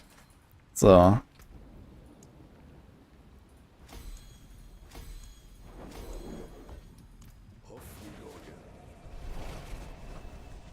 BG. Yeah, certainly not. Base building and group raids. No way, man. Dark Citadel was a massive failure, I think, no? See some steel you need? What's left, you ask?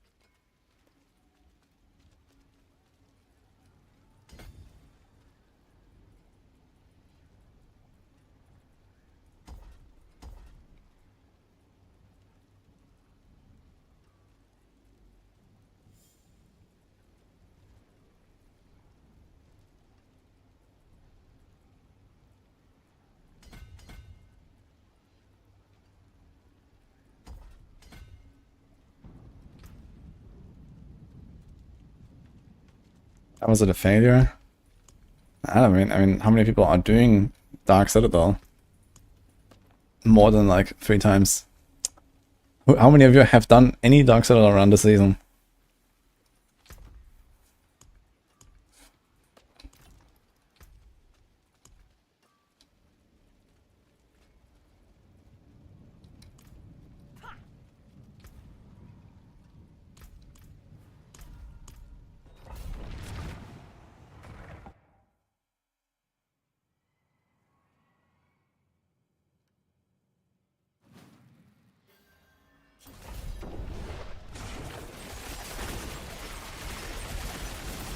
Yeah.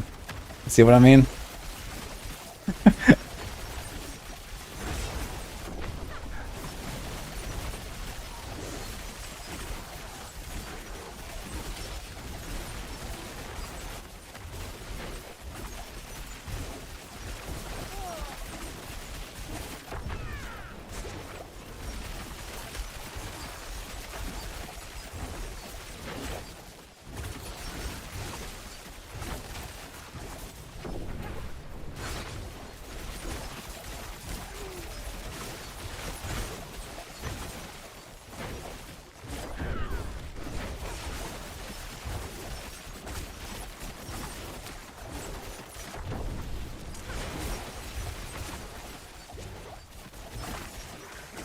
Didn't even get to do it last season. Oh man. I mean, I've done it a few times. And frankly, I did have fun doing it. And I don't know, maybe I was gonna like invite contests and I was gonna do a run just for lulz or something. But I mean, I mostly enjoyed it because I actually like, you know, played something with someone and then we like hang out or whatever. But yeah, I mean, there's like no purpose behind it. And a lot of people just don't want to play in party, and a lot of people can't play in party, you know, because they need to take freaking breaks or they, you know, whatever. They're like too shy or antisocial and they don't want to do that. I mean, there's like many reasons why people don't do it, and RPGs in particular is like the genre that is just like not played in multiplayer very much. I guess the biggest exception here was probably like Diablo 3. Yeah, maybe Diablo 2 as well, in like Battle.net at least. But it's still mostly a single player genre.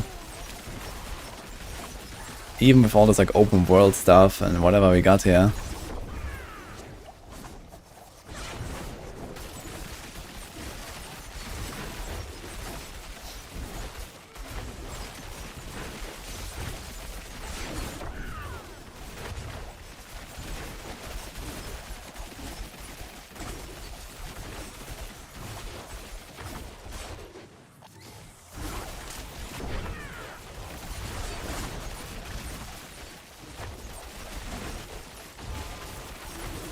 Marvel Heroes had a raid con that people actually did. Is Marvel Heroes an RPG? I have no clue about that game.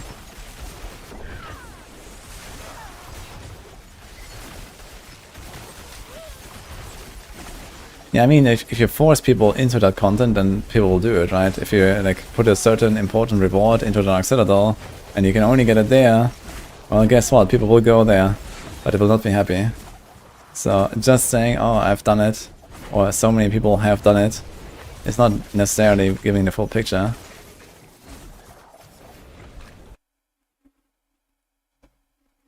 Was an RPG until Disney shut it down when they bought Marvel.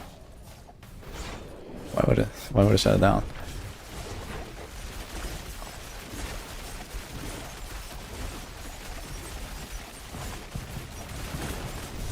Isn't Marvel's like Overwatch? Yeah, this is no Marvels. We're talking about Marvel Heroes. It's another game apparently.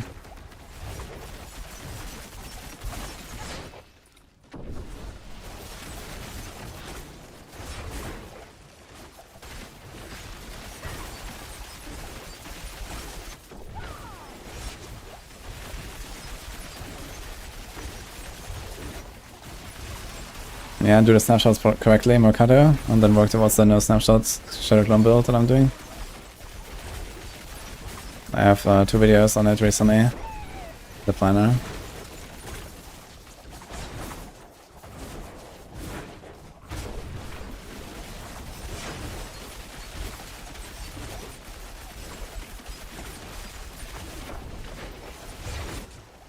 Can you imagine Dark Citadel being dope if it's one location out of many where I can do these things? Yeah, I don't know. Maybe they're gonna continue doing this kind of... Like, honestly, I like the idea of these mega dungeons and stuff like that. It's just that also, like, the balance in the game is, like, so off. Like, if they would actually balance out the game a bit more, to the point where the best and the worst builds are, like, you know, ×2 or ×3 apart, and not ×2 or ×300 in terms of damage output. You know, this would also look very different, right? But the balancing is just so awful as well that it just kind of feels trivial to do it if you're playing a good build. And it seems extremely hard when you play a bad build, and then there's like maybe somewhere a sweet spot that a few builds are hitting, but many people are experiencing. Because people are either playing the really OP stuff, or they're playing, you know, some weird homebrew build that does nothing. And I think like the whole like, you know, mid-range of builds is just not really like fulfilled that much.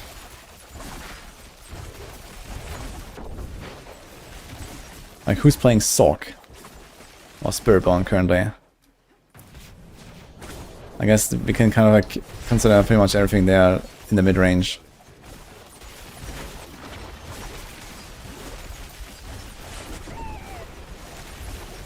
I want a tower defense mechanic.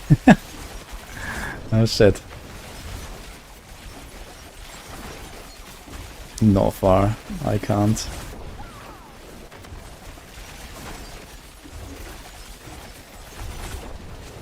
Yeah, Panda is playing, Nofar is playing. I was asking about my chat though. I got baited into Sorg and switched to Rogue. I mean, I saw Panda actually last night a little bit. Since I raided him, and he was also blasting for Torment 4, you know, he was killing Nightmare Dungeon boss in like, 3 seconds or something. You know, it works. But obviously it's like harder to get there. He's a blaster. Thank you, damn.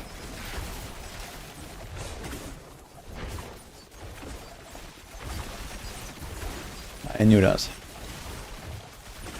I just delayed the update because they pushed back the season.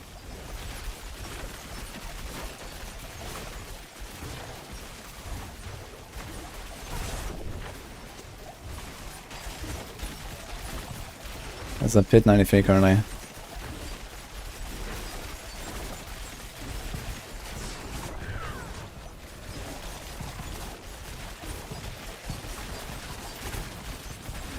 Playing Sword, kinda regretting it, watching Blood Negroes, 100 perk on lower one-shot husks. Yeah. I wonder why they did that with Blood Wave.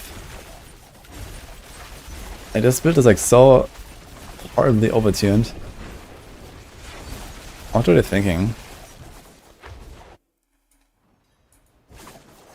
Playing Ball Lightning, cruising point 80.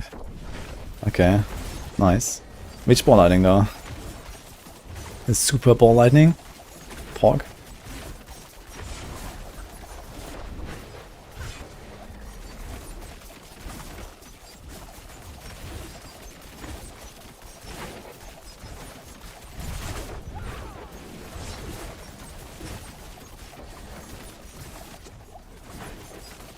We have Druid's best season 6 build times 1000 damage. Occurrence rotational.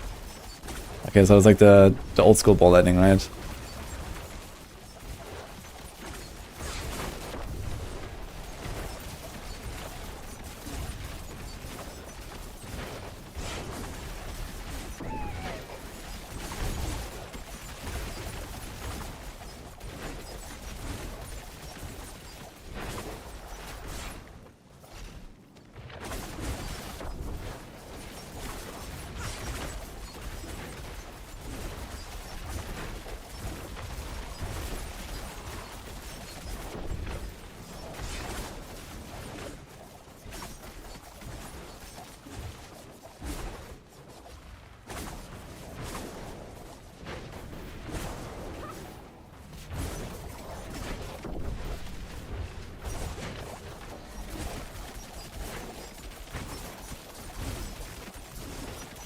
Yeah, we probably need to go for some ads here. Let us spawn the ads.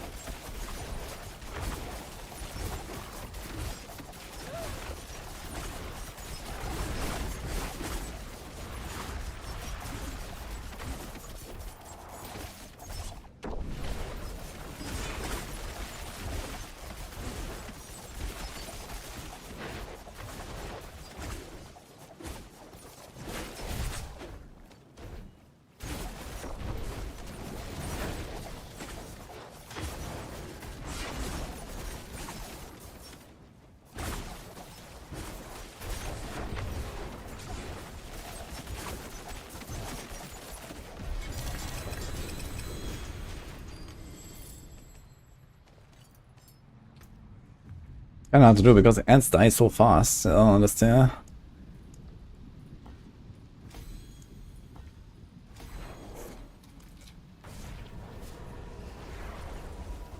I do have a petition, but I decided not to go for it right now.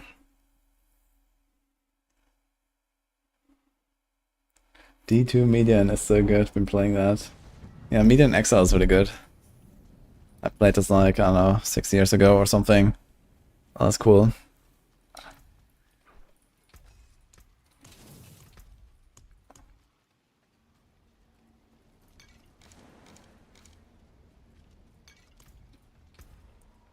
94.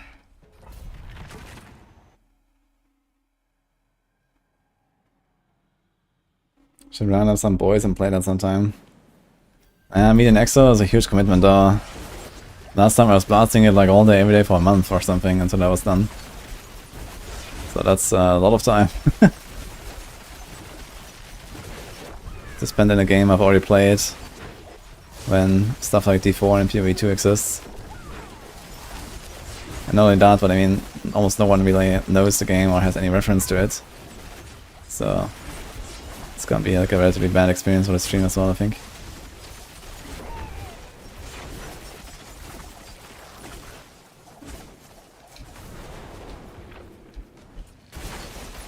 Although, maybe not, since it's D2 in the grand scheme of things.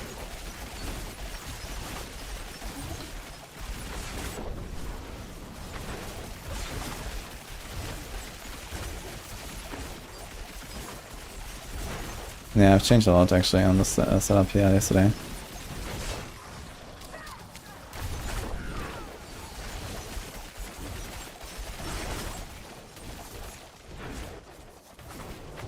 SC2, I don't like it. Don't play RTS, I gotta play Warcraft. Or Age of Empires. I haven't tried Age of Empires 4 yet actually. But realistically I like Warcraft more.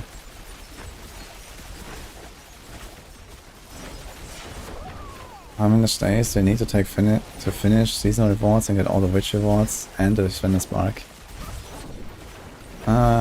If you're fast like me, I can do all of that in like one day. But I have no clue what's your perspective here, so... But it's possible.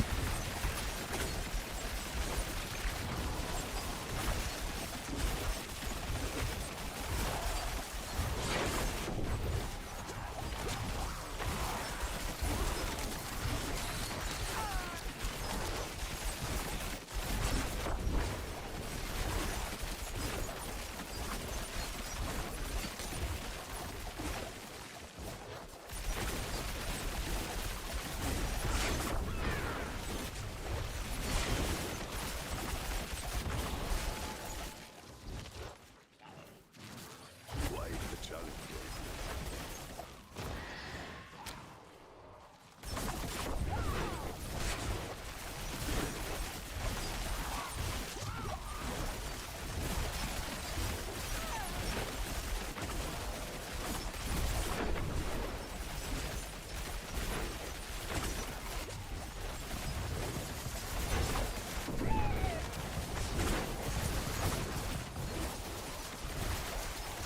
Now, the fastest possible builds with no slack, you can probably do it in like 25 hours. Digo Leonis.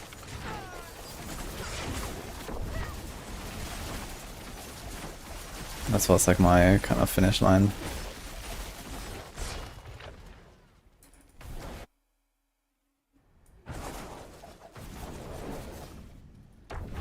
And 100 is rocketing, we wrote 2 new builds. Yeah, I still want to do the Death Trap. What's going on with my character here? You see that?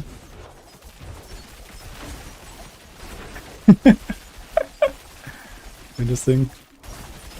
Okay, it's finished. We're skating.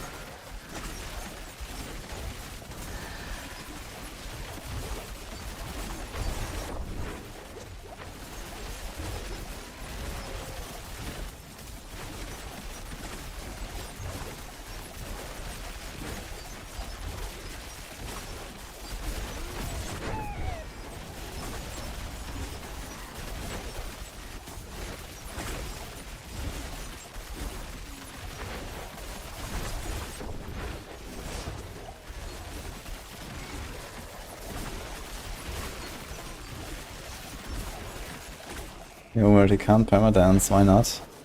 You might need more movement speed. The more movement speed you have, the easier you get the charges back. You can invest into some on your passive tree, on the skill tree. There are 2 passives, Stutter Step and Haste. Okay, let's get move speed on the boots.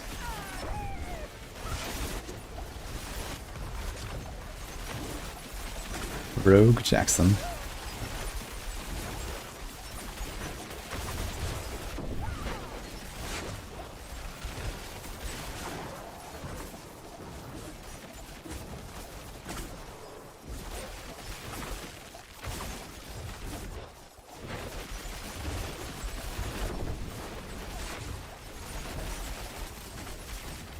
It is obvious down there.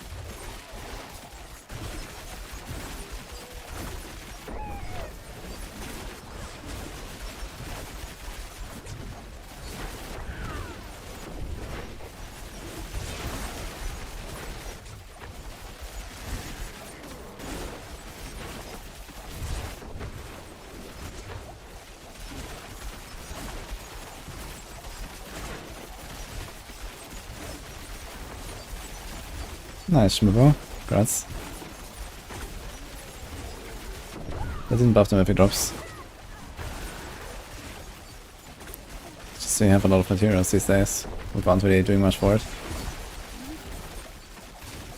And Darius Zarge were too big to not be a good item in Season 7. I don't think they nerfed Andarius, did they?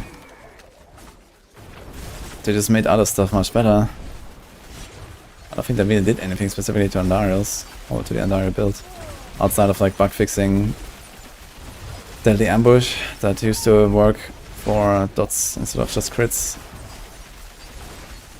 And stuff like that, but it's just that crit builds are kind of just like better off in general with like all the stuff we've gotten from runes and the expansion upgrades and so on. But I want to try Andariel Spiritborn again. I played a bit less last season, it was pretty good. And I do have hopes that it's going to be good again.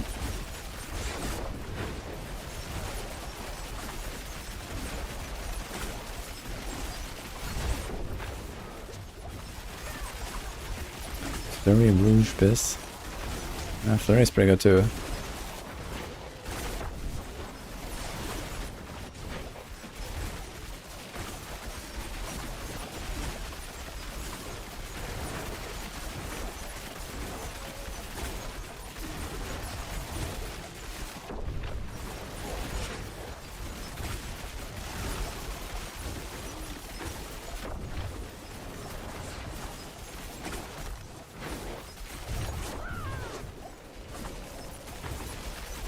The next Spiritborn build, you're gonna try poison dots that last 2 years and damage that heals enemies.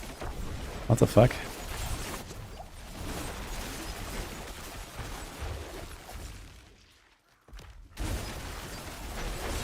Well, you can be on Team Lilith later when we raid Lilith Mummy after the stream. Negative damage numbers, enemies heal instead of getting damage.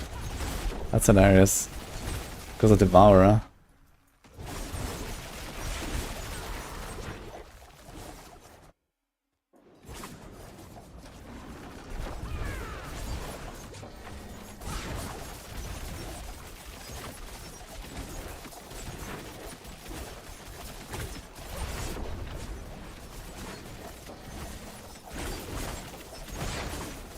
It seems like there's something up with the Devourer thing.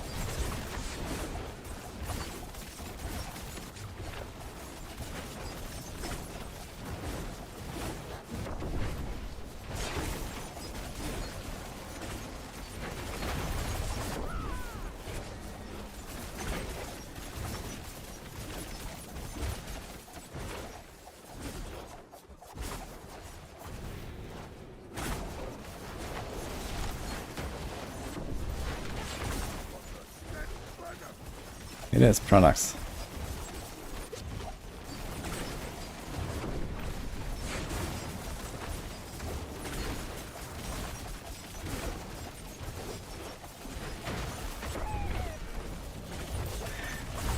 Chemical alchemy, you say, Dreadlord? Oh, that's the poison aura.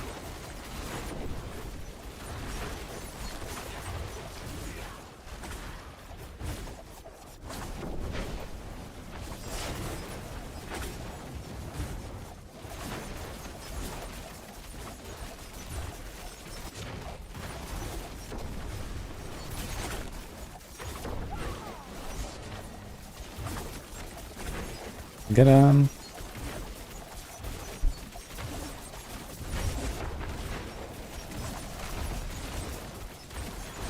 Oof.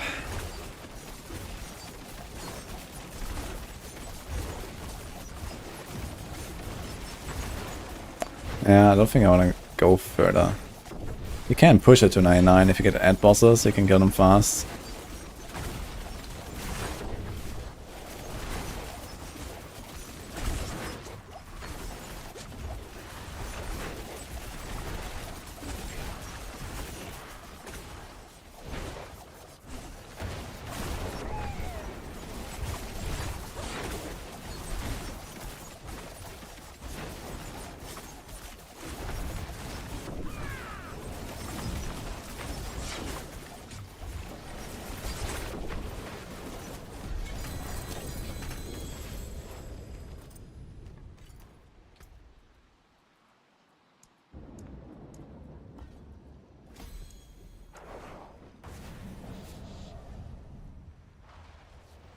That's interesting, actually.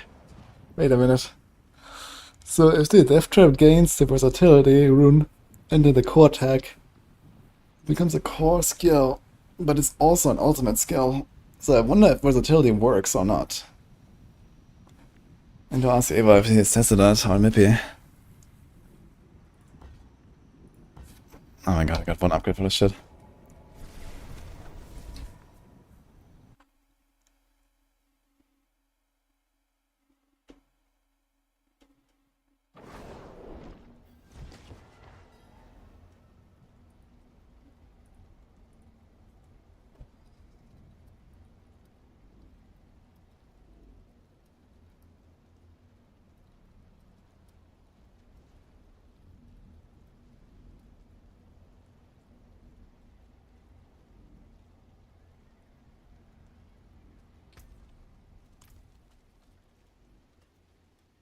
Yeah, I need vibration for the Shadowclan. Okay, not strictly. We can get away without preparation for the Shadowclan if you use the second rune to get the cooldown reset on the ult. But yeah, inner sight is not the way because we also need the resets from preparation for our other skills. It's not just that we reset the Shadow Clone. The Shadow Clone also gives us, you know, the dash, the Shadow Stab. Okay, sure, that's probably fine, but concealment, coordinament, yeah, so we kind of want the preparation resets.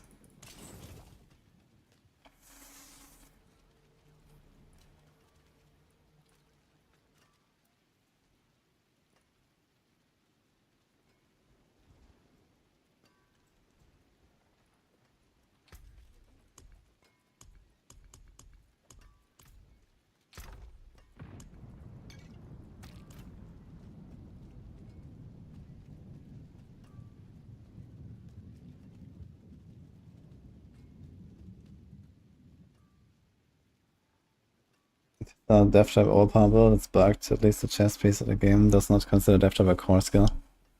You might have to run out of town to get the core skill tag. It's like a lot of times it's something like you have to go out of town to get an effect from an item. So we can test that actually over here. Yeah, I'm just thinking now, should I do the Death Trap stuff and experiment? Or just go Spiritborn and start blasting?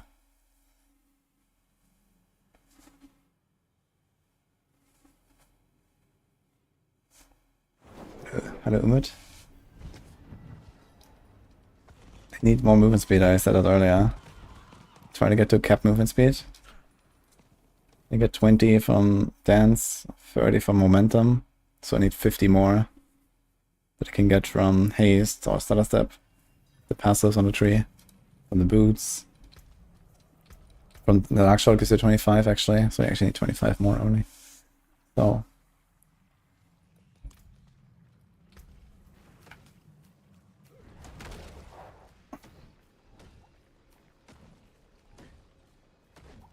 it has to have the tags for the season powers. He has Growth and Decay, Psyche, Eldritch.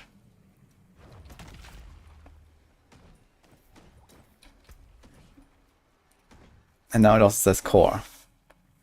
So there's that.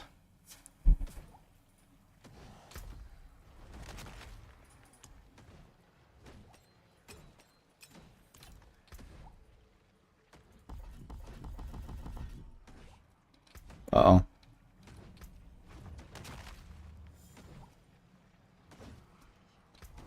I think you have to put at least 1 point because else it doesn't show. Okay. So we do get the 3 ranks here for the starters. That seems to be working fine.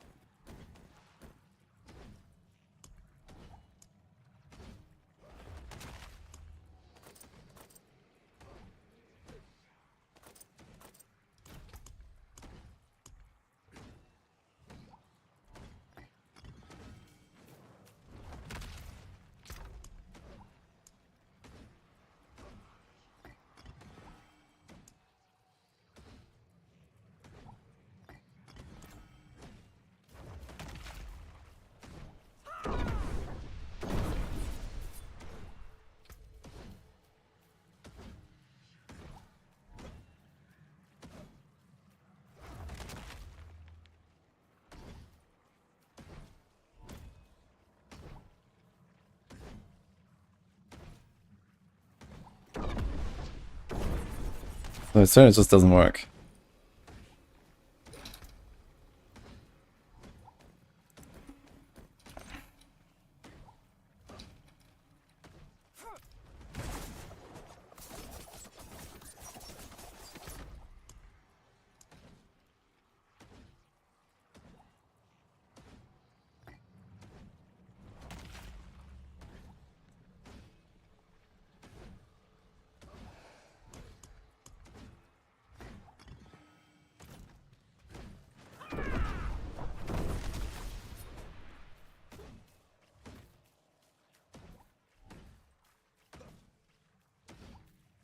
Like it just doesn't spend the energy with peaceful boots.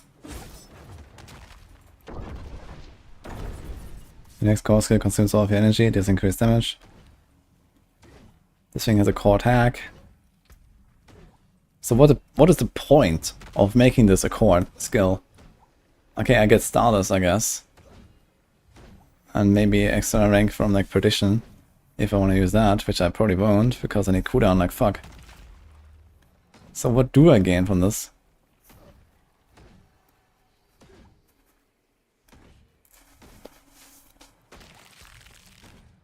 And it doesn't work with Banish All Stars, it just doesn't work with either of them.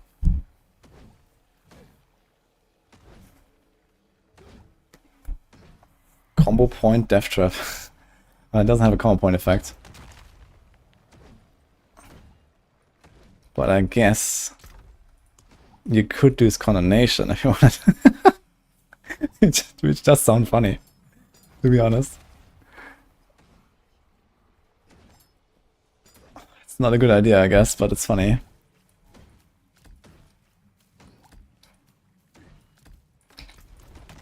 Is there an indicator for this? I don't think so, right? Oh, it doesn't even spend the combo points. So, never mind. It doesn't even work. Alright, so that doesn't work.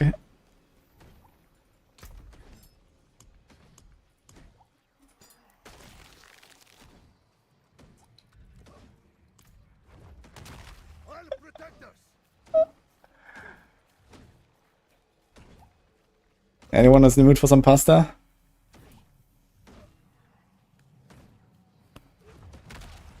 Yeah, I guess the big thing here is probably the Witching Hour.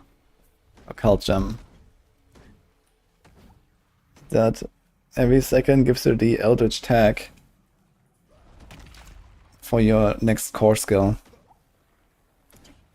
Now we have two problems here. Number one, we need another core skill to even trigger the whole Beastfall thing.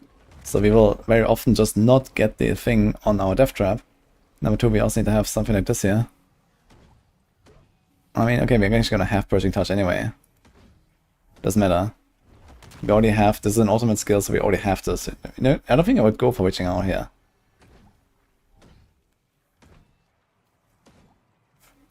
The core skill comes from this. Honestly, this seems so useless that I don't think there's a point in even having this. Like, number one, we don't even play Inner Sight. We play Preparation. So there's two stats on this that literally do nothing. And like 4 lines of text. Then there's damage reduction that we don't care about. And life that we mildly care about. The core skill tag that at best gives us nearly nothing. And at worst even breaks our versatility glyph, which is like the strongest glyph on the entire setup pretty much. Or one of the strongest.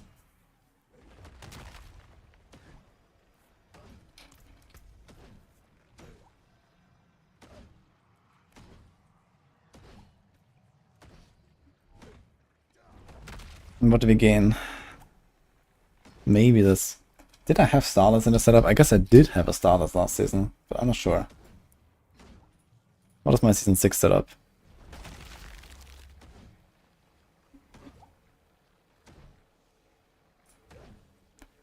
Yeah, we did have that. But I mean, we also have to give up the Shroud. Like, this 20% core skill damage, let's assume it works, that you get here on the last line. If you compare this to Shroud, Shroud gives him one more rank in Unto Dawn, which makes it go from 45 to 60. Which is 10. That is already 10%. Right there. And then you have like, you know, one rank here, one rank there, and boom, you have the same damage. And then you get 1 in Trick Attacks, you get 1 in Weapon Mastery, you get 1 in Unstable, you get all this other bullshit. You get this. This.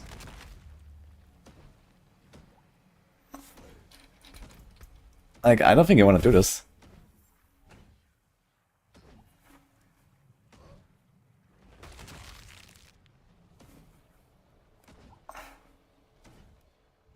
Yeah, there's no points to that Lord. You get them from the aspect.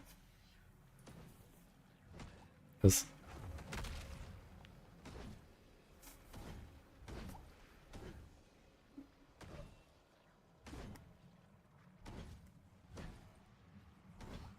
Should Man of Aerosark be stronger than most Spirit builds? It is, yeah.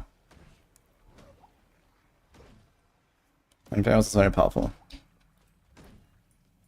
I don't think there's any Spirit build that comes close.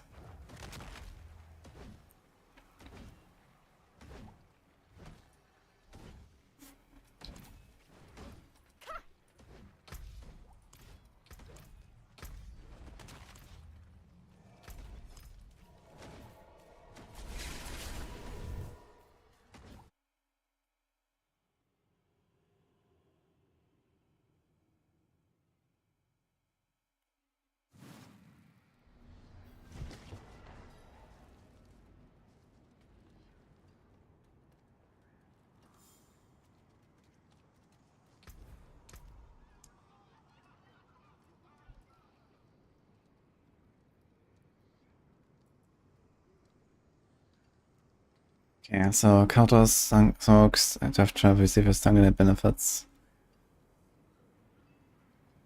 Throw stun grenades that deal damage and stun enemies. Stun grenades deal extra damage. So now if you use this here in Season 7, you replace Conceited with Apogic Furor. We use Retribution and we put Vehement Brawler. We replace Elements and put Trickster. We replace Inner Calm with one of the other grenade aspects. And we replace Cold Clip with one of the other grenade aspects. So it's gonna run 2 random grenade aspects and Trickster, and the 2 new ultimate powers. And we actually just have... I mean, there's one... Like, it's gonna be more powerful. Like, all these aspects alone are just, like, way bigger numbers. Plus, we can get the Explosive Glyph. So we drop... Good question, actually. Maybe... Do I want to drop Versatility? Not really. I can't drop Turf either, right? Because it's close quarters build. I can't drop Ambush. Because it's big. Is it big? It's 18% and 12%. So we could drop Control. So the interesting part about this is, it is probably going to be slightly less damage. But it will make the boss fights even more consistent. And this build actually has damage on bosses without Stagger. There's not that many conditional effects. Yeah, we want Fishy Finesse, sure.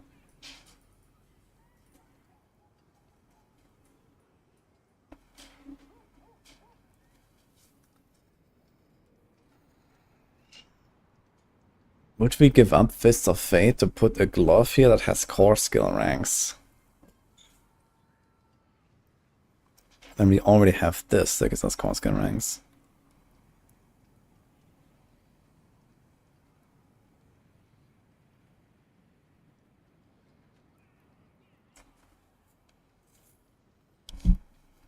We can't get away without a Shaco, can we?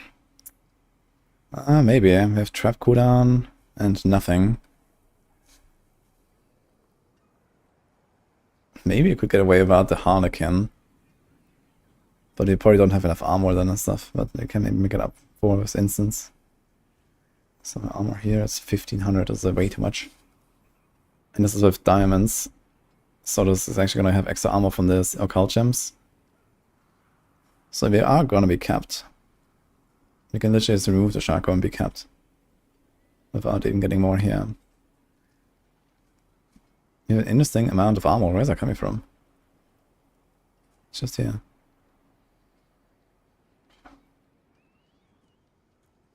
Now we also have the advantage you can throw Caltrops without jumping around.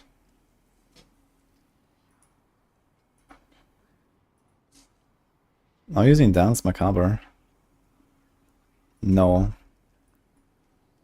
But maybe we should. We can do like Smoke, Death Trap, Caltrops, Death Trap.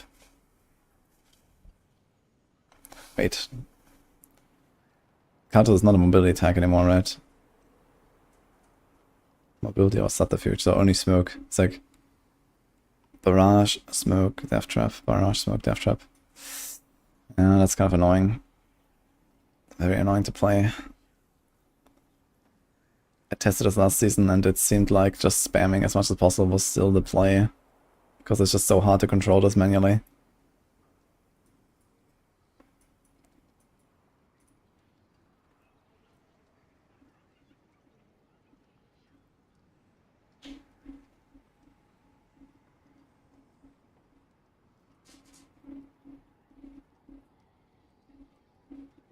Oh, they buffed Edge Bounty to 30%. I didn't realize.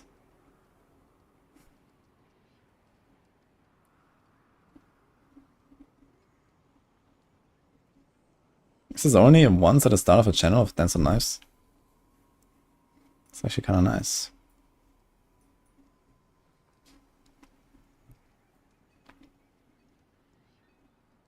Oh, this node, man, just damage reduction. 2.5, 2.5, 5. 2.5, it's kind of nuts. Life, res, armor everywhere. It's a really good board now. But that's on the side.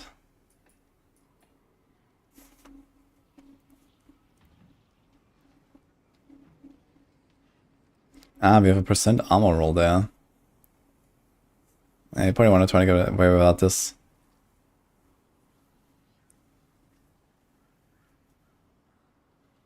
We also need a crossbow for this.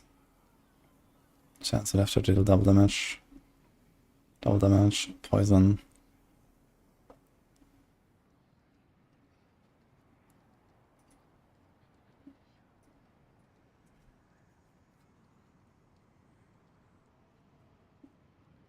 Use Eldritch on a Shadow build.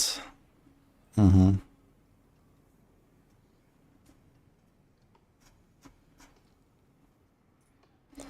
Yeah, if I had to guess, the damage here is probably like double just on the aspect changes. And then the seasonal powers, probably like in the range of double again, maybe more. Or triple. So you're probably looking at something like a times 10 or so here, which is like a 10 to 15 tier buff. So yeah. And this is without the Beastful Boot stuff working. If the Beastful Boot stuff is working, that would be huge.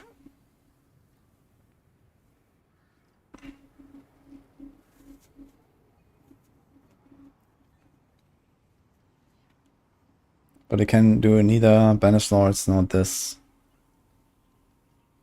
Actually, wait a minute. More loyal friends you're not. Is there a rogue build you should try that isn't bugged besides Stand So Nice? Ah, a lot of stuff on rogue is really good. Flurry is good. Random of Arrows. Rapid Fire.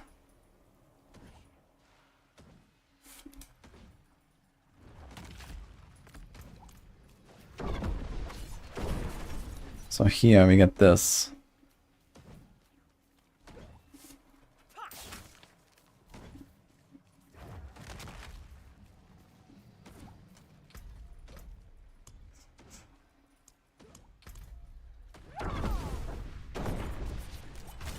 So we are at 275. Now I wonder if we are actually getting the overpower now.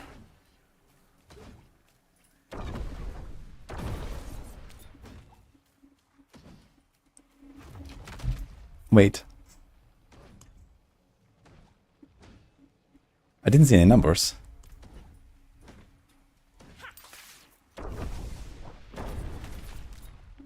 Like, it consumed the Banished Lords, but didn't see the overpower numbers.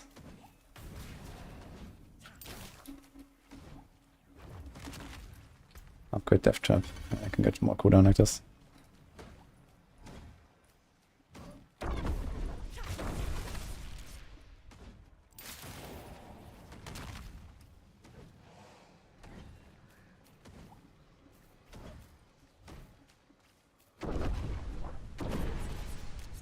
Ah, there, I actually saw the numbers.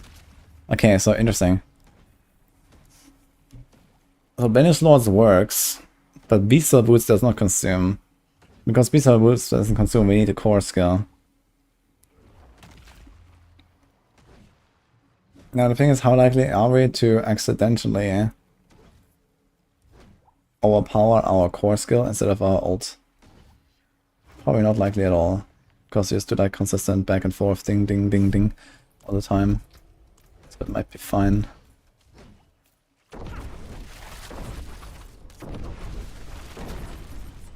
But I don't see the overpowers. That's the bigger problem.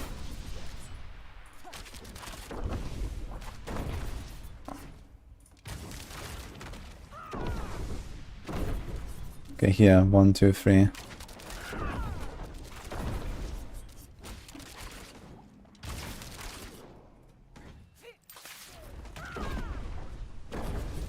So we are getting the overpowers.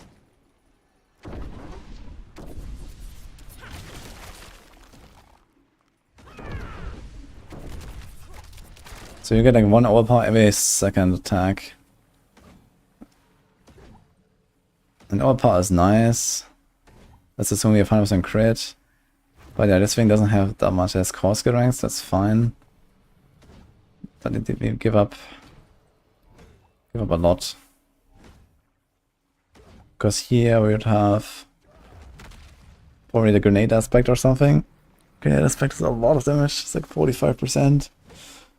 If you're gonna lose from not having one of those. Which is basically the multiplier of overpower already. We're only gonna get the overpower every second one, not every one. This might not be worth it at all to go for overpower. You basically go from 3% overpower to 50% overpower. Or rather 51.5. So half of our stuff is overpowered and half is not.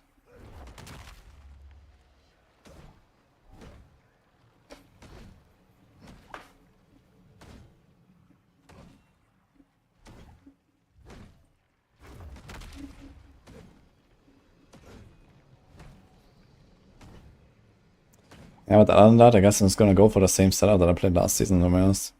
Just like upgraded aspects and so on. So we just saved this.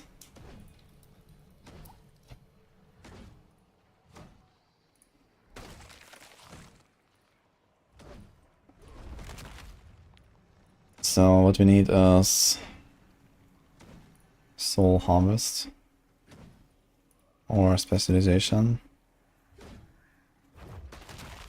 Movement speed and slow. Is there any other?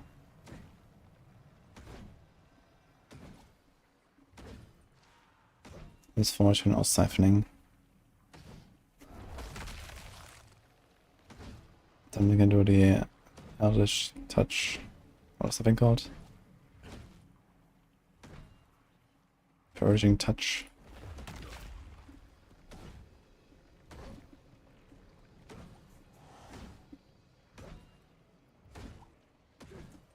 So we can do Decay Augmentation. Because that actually adds also 40% of the base damage over 5 seconds. That seems kind of nuts. That is a lot. We could also do Brave of the Coven, but we don't need all that attack speed. We have too much attack speed anyway, I think.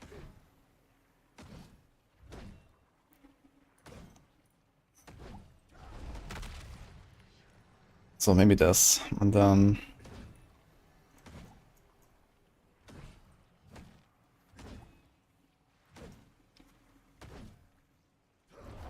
Three or more growth and decay powers. Course that life unhindered.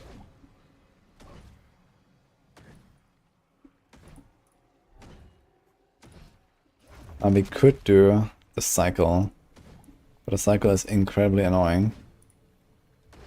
But we do have decay, soul harvest.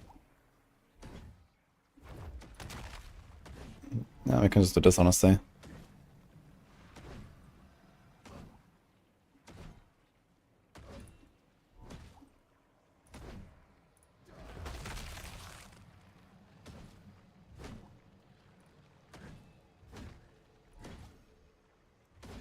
And then there's the blue one actually, right? So it has trap damage.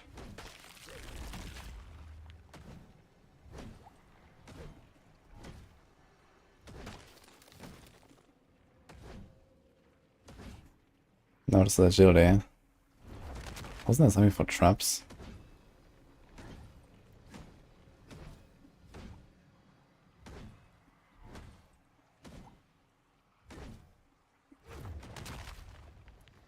Ah, it's trap cooldown reduction. And we need free psyche. So that's not happening.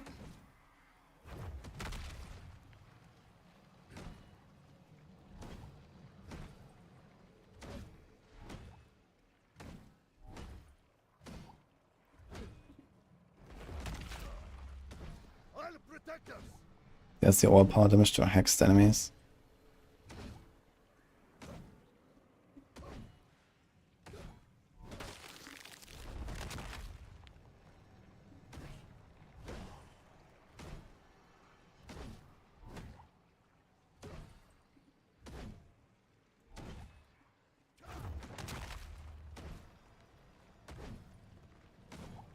Going to Moonlight Ward.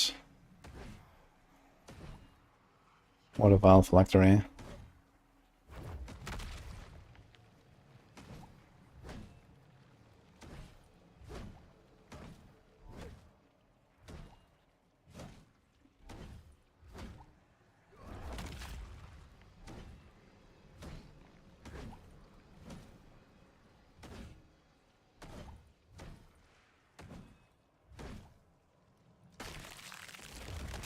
So this is a on average 100% buff.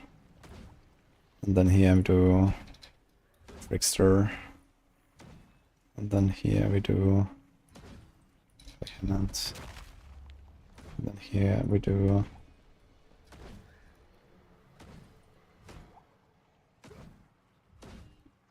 Artful Initiative. And then here we do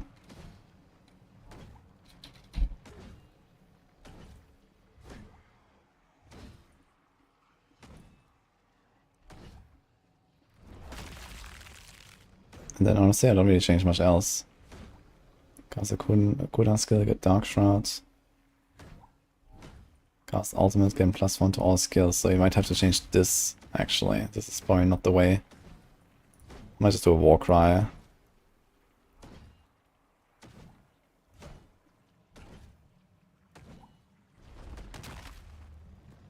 So let's do this.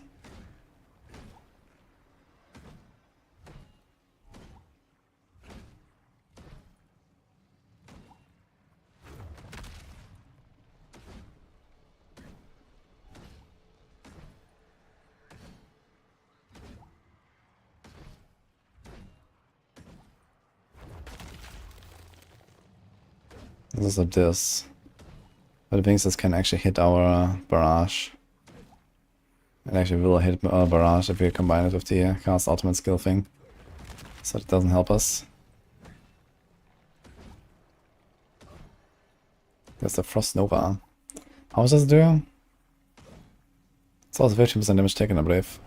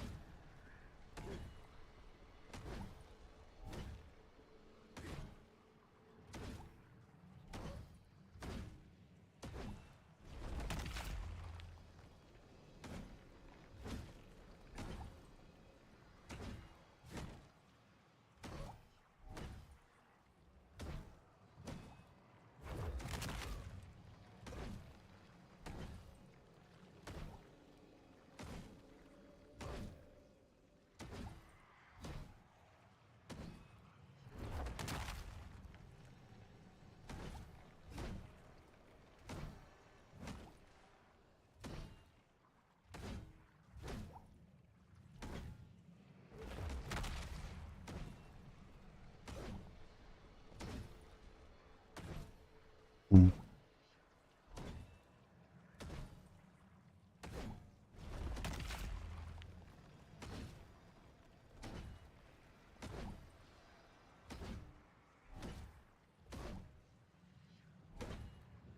Okay. Let's update this. Do we change anything here?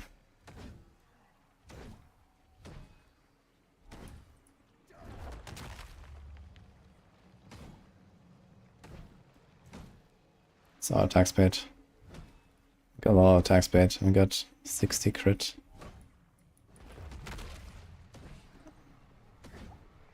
$80 crit, 90 crit.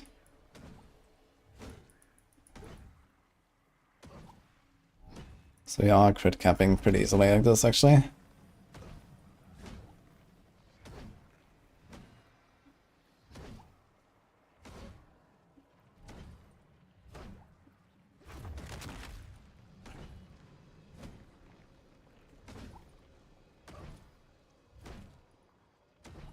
I think Deadeye is really gonna help us.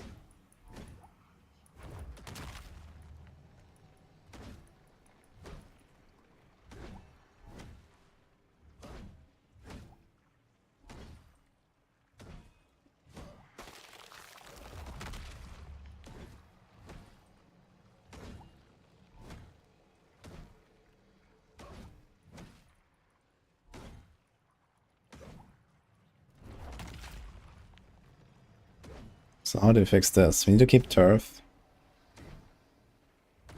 237. We also need to keep the daggers for that. Control, snare, ambush, versatility. So we actually want to give up the control glyph, I think. Because this is so good. Actually, is it so good? 306 additive. The non-ultimate trap skills have increased radius, which is nice and all, but it's only the caltrop, so it doesn't even work for the death trap.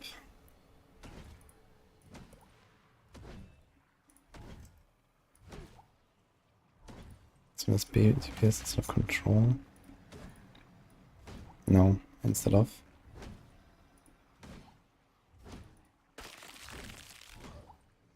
Instead of ambush.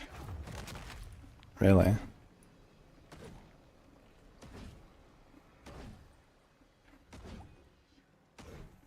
think ambush is kind of nice.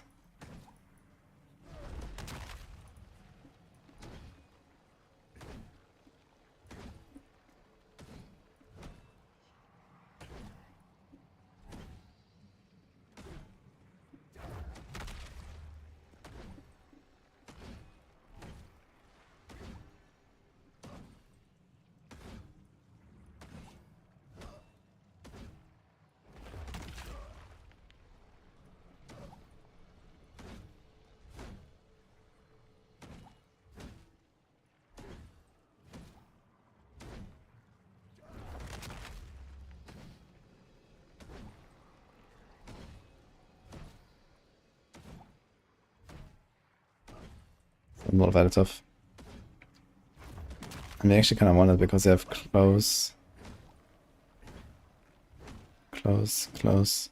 I don't really need Count of Duration that badly anymore, I think. But this means you have to recast it. Which is probably okay.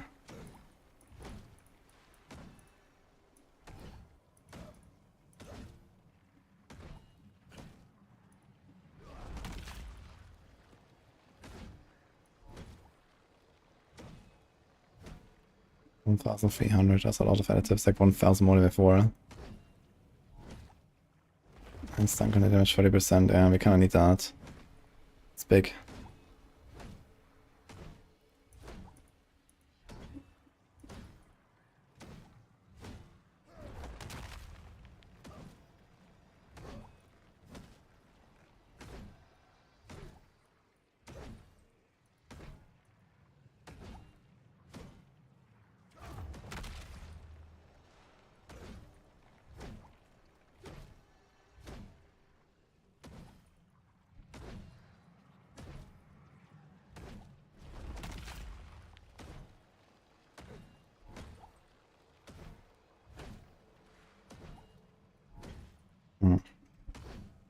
Maybe 5 points.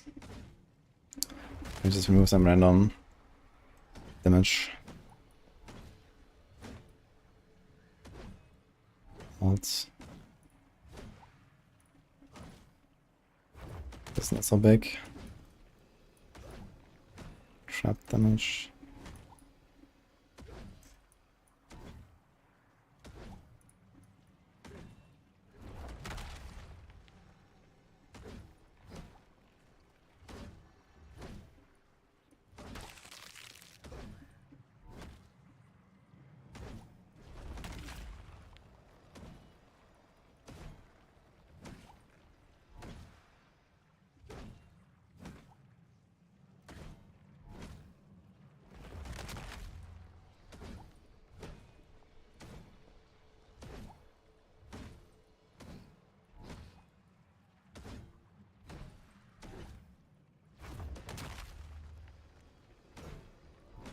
So we have to do the explosive glyph, which I have not leveled.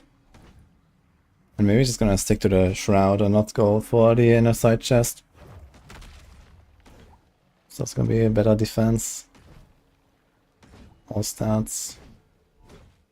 It's just so good. Where are the best places to farm everything? I mostly farm pit and the season zones. And then up to side in like diamond dungeons, I guess. And a Gary, by the way.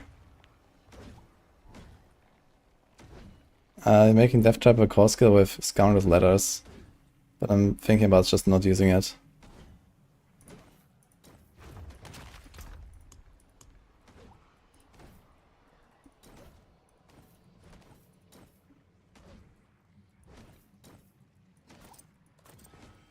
We have to save our setup, I guess, before we do anything.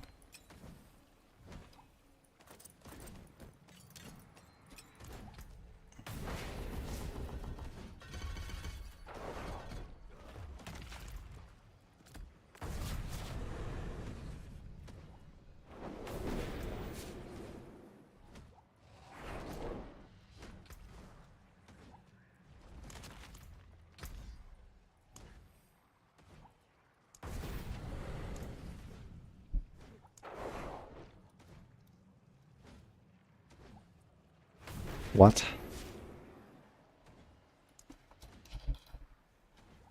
Cannot even type my skill name.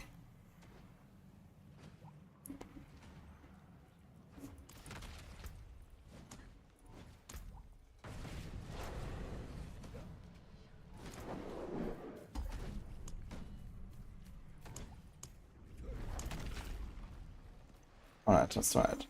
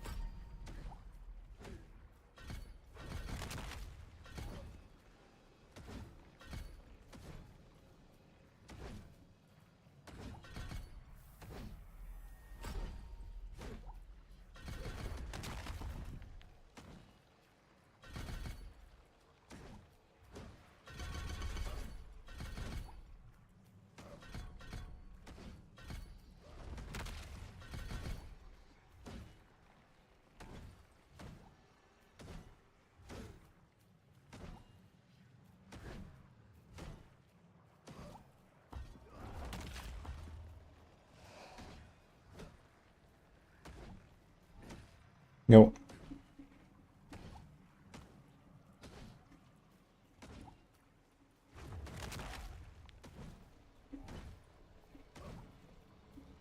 I don't see the reason why you want to do that. And I'm not sure if I have like a gem that says something like you need 3 psyche powers. So you might have to swap something around.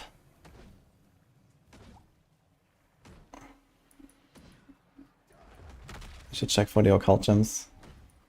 If there's anything that requires that. Okay, I have 3 points left over, what do I do?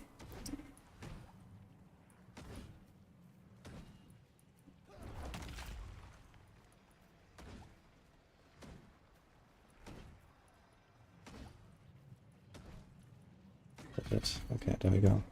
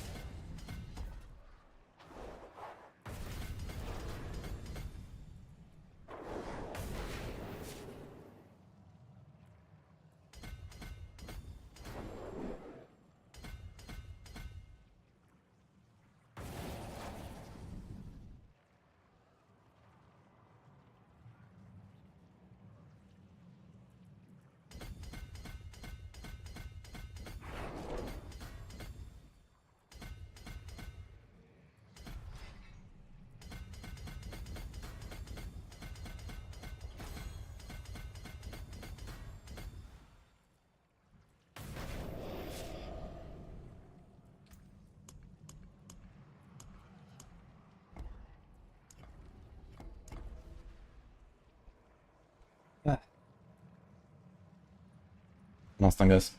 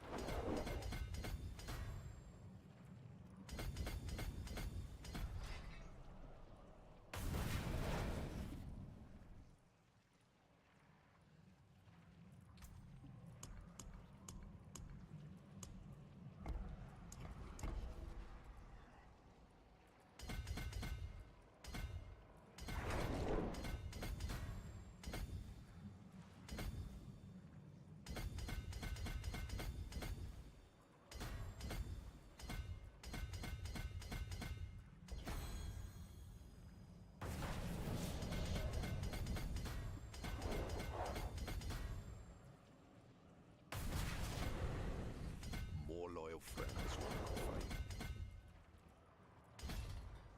I don't have that glyph.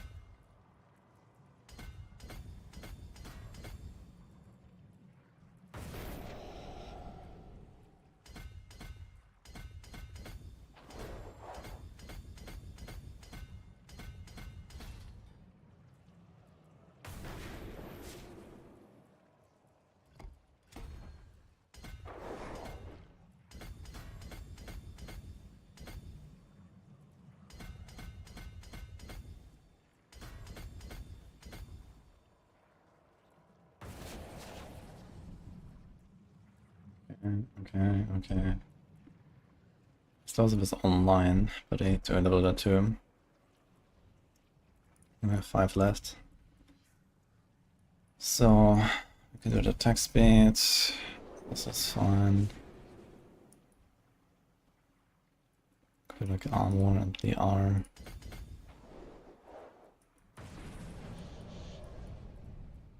Oh shit. Never mind, I'm missing all stuff. Namely this. Okay, I think I can go with the other stuff here for now. But we need 1, 2, 3, 4, 5 at least.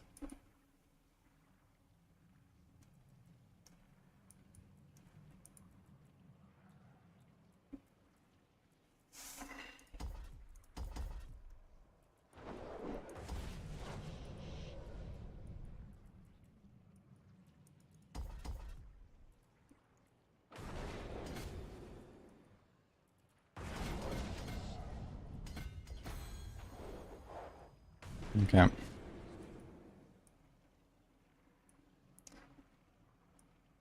So basically the only cluster we are not going for on the entire Paragon board is this one here. What's it, 300? We take every other rare cluster. This. Yeah, they're all missing, and then a bunch more of the blue points. Okay.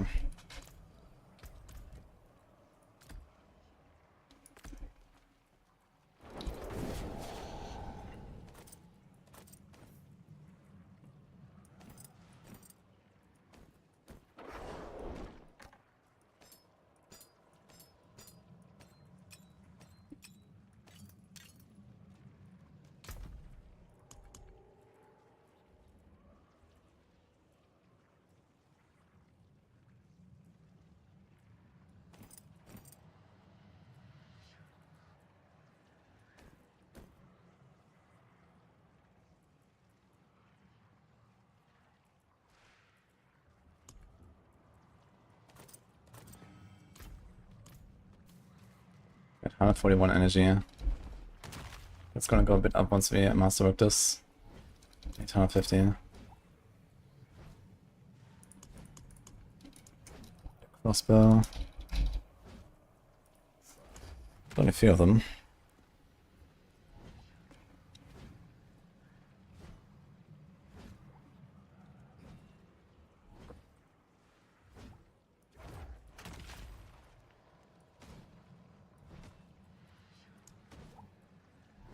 We need 2 daggers.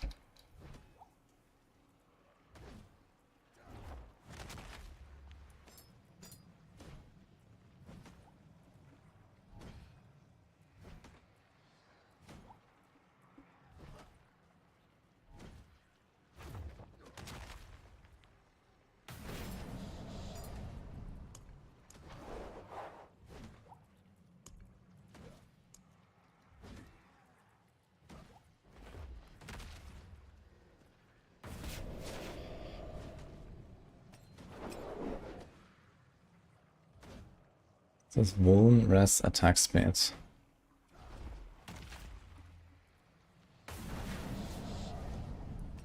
This Dex instead.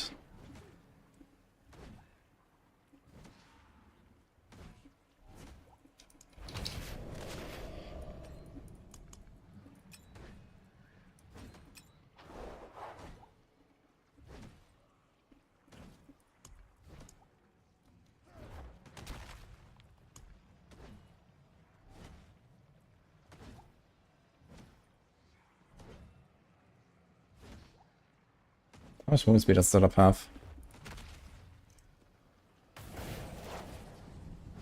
134, 150. It wouldn't hurt to have movement speed on the neck if it does, I think. It's like Dex, movement, and a passive or something. Oh, coffee, thanks so much for the sub.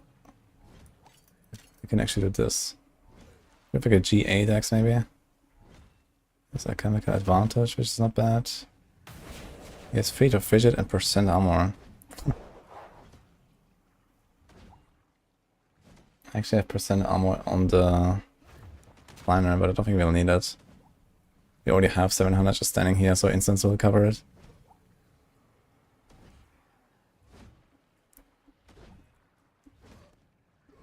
I should save this for Spiritborn. Dex. Life. Dex attack speed, Dex resource.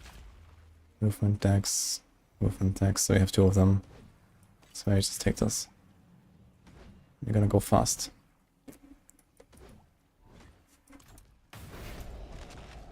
Right.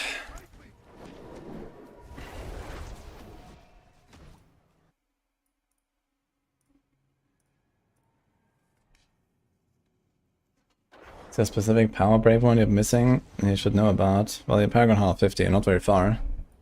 I went at like closer to 200 actually once I had my 5th Paragon board and stuff like that. And then you need to do the snapshots correctly, or get like the full Shadow Clone stuff online, and then it should be okay at some point.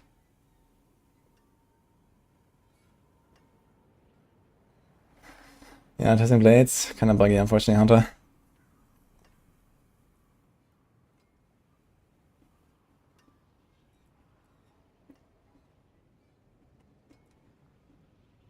Okay, yes, Death Trap, deal double damage. Let's go.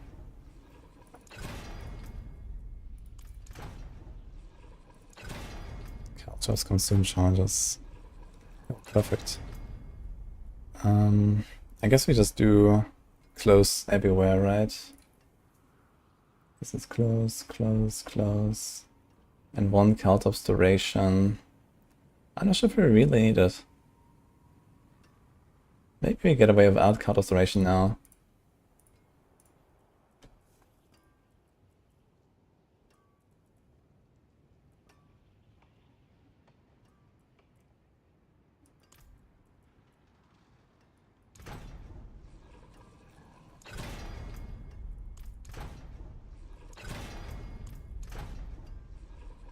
That's 1 close. 50. Okay, that's very good. I mean, you have so many attempts left. We have 4, we have 12 attempts left. So I could roll the close on average 3 more times. But 101 is fine. Okay.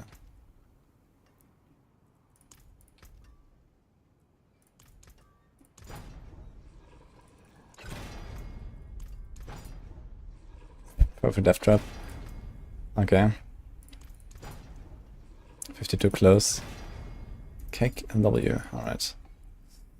Natural finesse.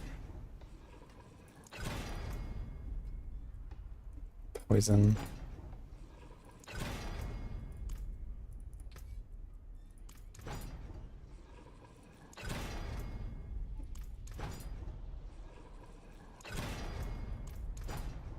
Let's try to get a better close. 46.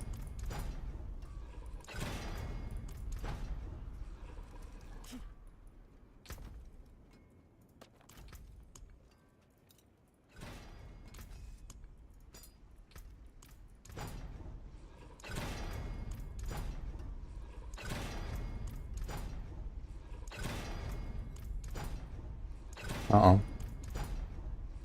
Uh-oh. Ah, perfect close. Okay. Easy clap. Now, do we put close on the neck? We have close and second wind.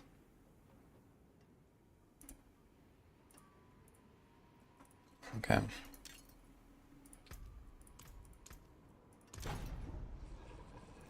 There we go.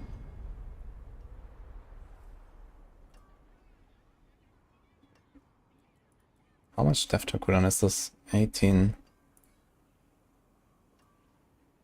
And here originally we had trap cooldown, and this is going to be death trap cooldown now, which is actually much better. So this is 22.5. And this is 12.5. So it's like nearly double. Sick. It's a crappy roll.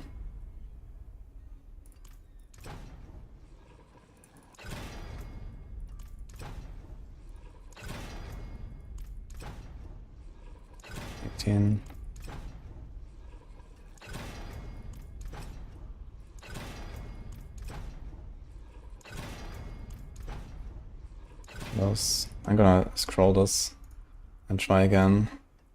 Come back if you need work. We don't have many rings with the Vuln effect, so it's basically this and one more.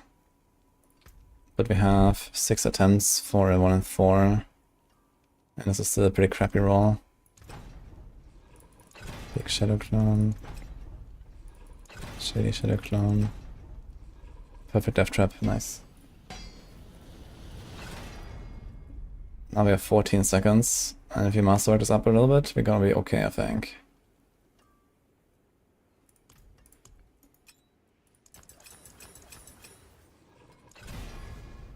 You have to get the trap to...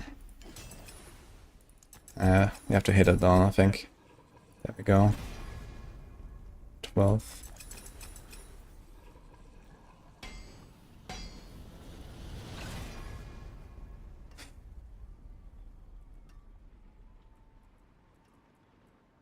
Now we have 9 ranks. And you're gonna get 2 more from... Does it work in town?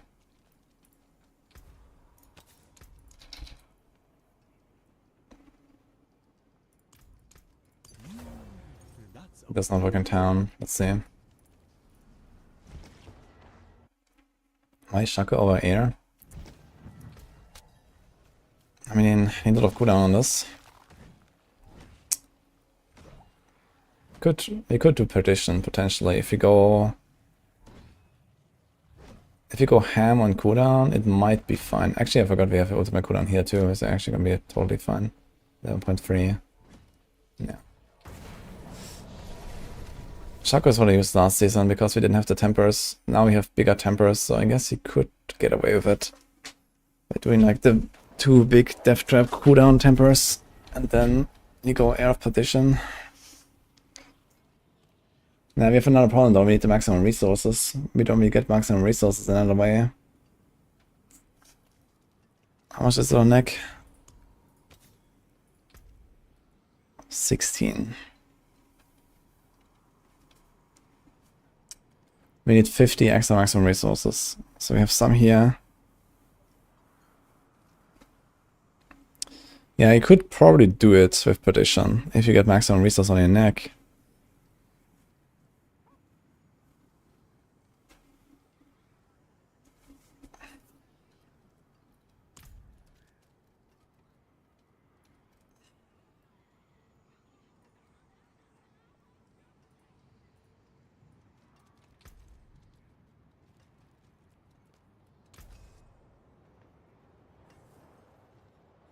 So appearance of skin, yeah, this is Savannah skin.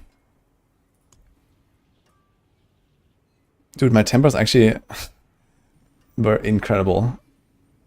Everything is almost perfect.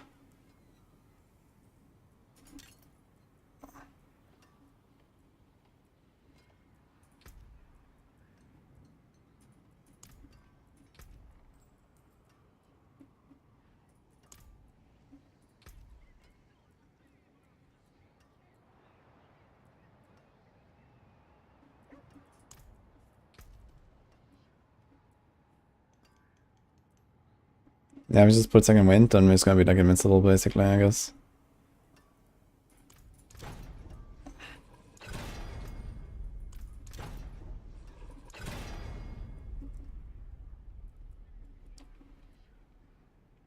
So like this. Come back if you need work.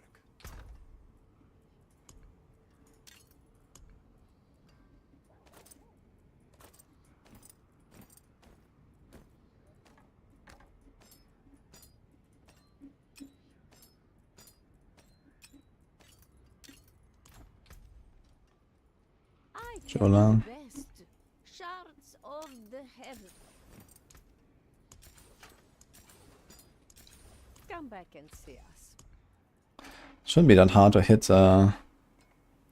100% chance to death to deal double damage. Actually, I should probably just get it by default, right? Yeah, I don't even need to hit it at all. Unexpected. Bleed.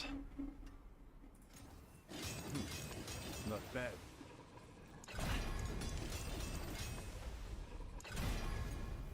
Yeah, I'm gonna try to get to 8 and not hit it. Of course. That there is worth the coin. We hit double dex there, I guess.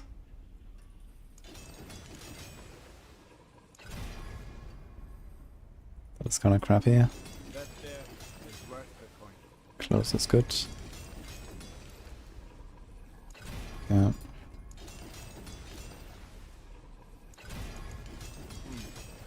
Unexpected. Okay. Of course, hit the core skills. Oh my god. Not bad.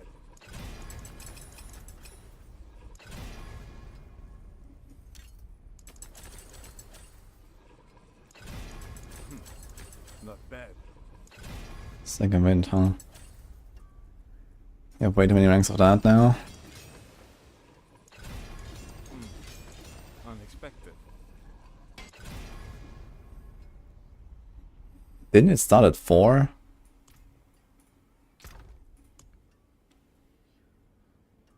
I think it was it started at 4 and it went to 5 with 1 crit. Wait, how's that possible? That there is worth the 6. coin. Okay. No, I'm not sure what I really want to hit here.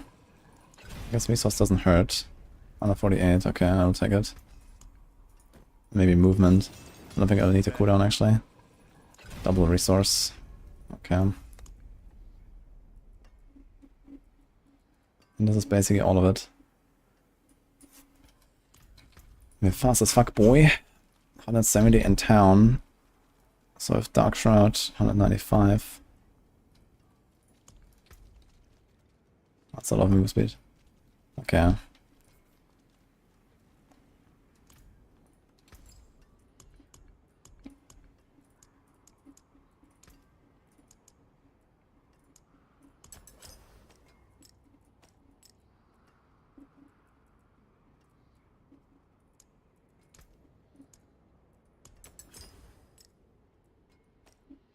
So I do that. And I think I'd have to socket some stuff here. So what do we use? We have the same ultimate thing. We have that. And we have that. So this doesn't help me right now. So let's just take all of these out for now.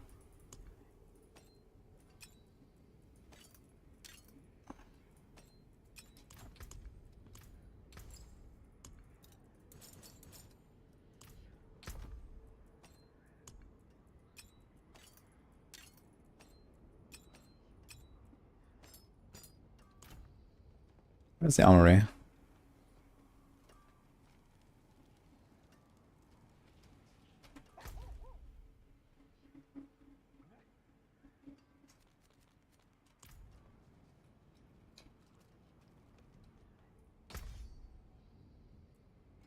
So it does update and it shows the updated items without the sockets. Interesting.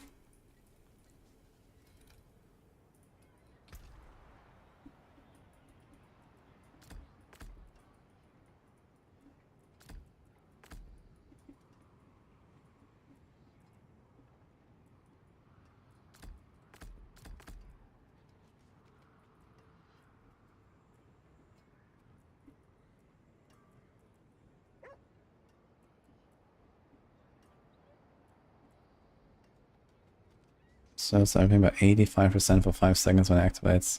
And then it pulls and it pulls again and it activates again, pulling again and pulling again. Oh, what a skill.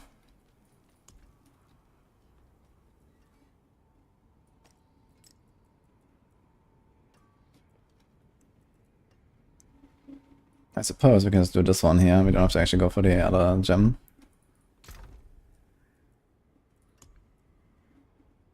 I have 3 Eldritch powers. Do we have that? We have 1 Eldritch power.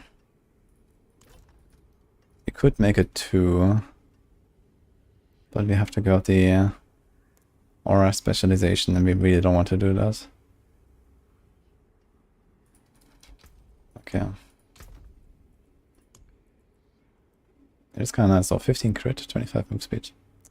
It's not terrible.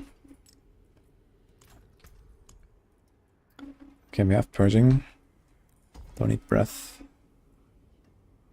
Aura, don't need hex.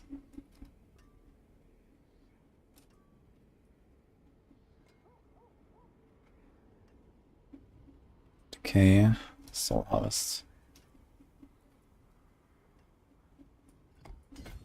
So we have to upgrade these as well a little bit.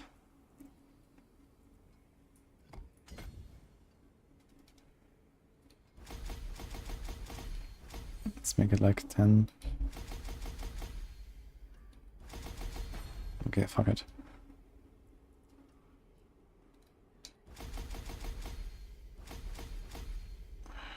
Okay.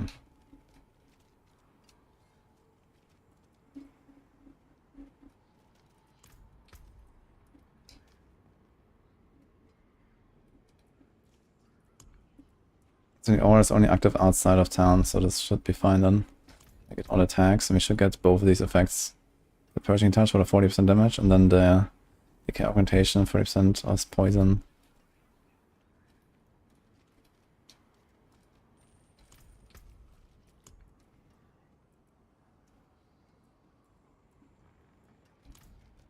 Okay, so I think this is actually it. We need to fix the rune.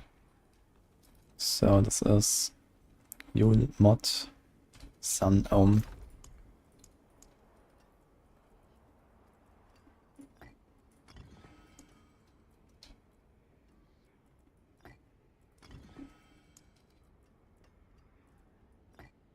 Actually, it's gonna be Sun Jar, I think. I think that's the Jar angle. For now, at least.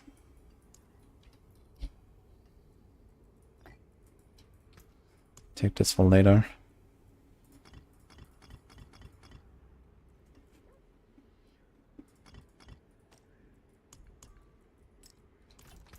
Alright, my armor is capped, and the resistances are all full. Okay, can we fix that? get 10 res and armor. Yeah, the rest is a bit of a struggle. So this basically needs to be a rest roll here. They do work in town, right? If I take this off. 41.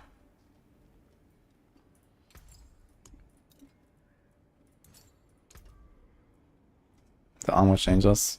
Rest changes too. Okay. So yeah, we definitely need to roll res. That's gonna be fun. Which also means... Wait, didn't I have like a ring? I think I established it. Resistance... Oh shit. I think I established it. There was like a ring that had like GA res. I would like to keep that, I suppose. But then you would need to roll the vulnerable, so maybe not. Yes, this one actually.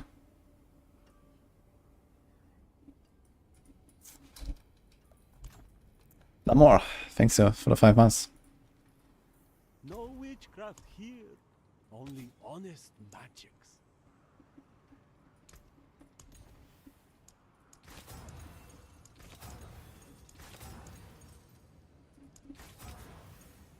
Fastest way to level is doing this, like technically doing campaign. But practically you should do is just a season quest line.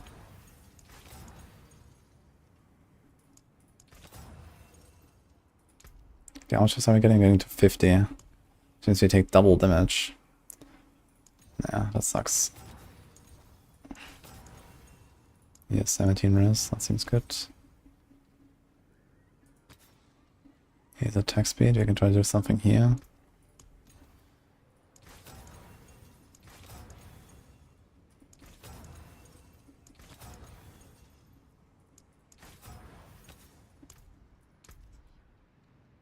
.50 crit chance.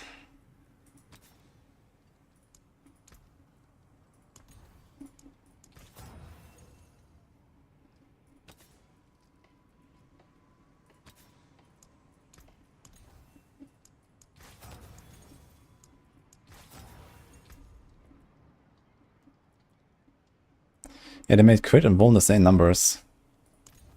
When did that happen? It's kind of surprising.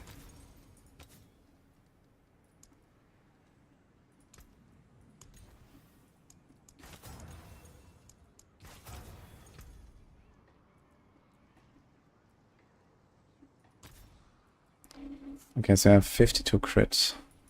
72, 82, 98. I don't really need a crit chance so badly, actually.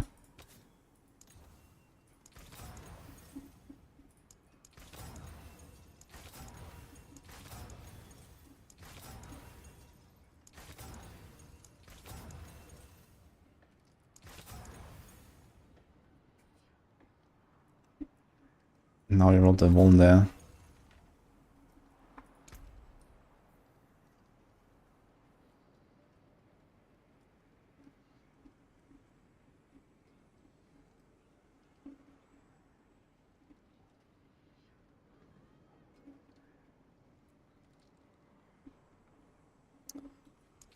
Maybe let's leave it for now.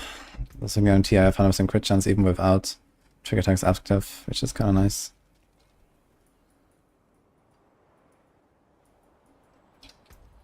Operation.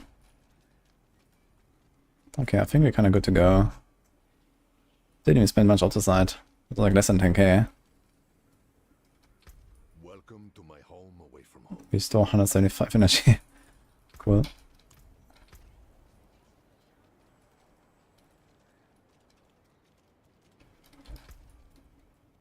This is 187. That should be 237. Okay, I'm missing like 15% DPS there. Frigid is missing. And that optimizations. So we can probably still hit like double damage pretty easily from here, and then we can still consider the perdition shenanigans. But for perdition, we have to replace this armor roll with a resource roll, and then go perdition. And we don't even benefit much from the skill ranks. or the crit or the lucky hit, or the movement speed on the prediction. Like, it's literally just the effect of prediction, 60% damage. So honestly, it's kind of awful. Not at 60%. It will squeeze out a little bit. But I think the Shaco is not a bad choice. Okay, now we have to do this here, so... Logic. Oh, you've got a rare one.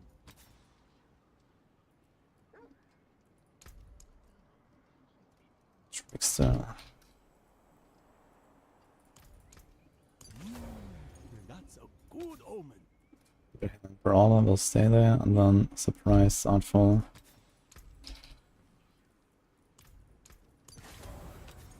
Look how many golden aspects we have here. Fare thee well. Okay, so we don't need the armor instance, but we do need the res instance. Is there a better one? My quotas is fine, my fire res is fine.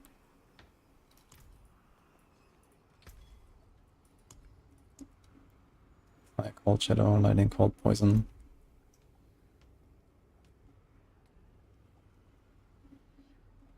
So with that we could just be undercapped on poison. No, on shadow. 58 shadow. This is all +2, 10 to everything. This puts at 68, 68, 68. So either way we're gonna be undercut a little bit. So I guess it is what it is, yeah. Is there shadow rest you can get?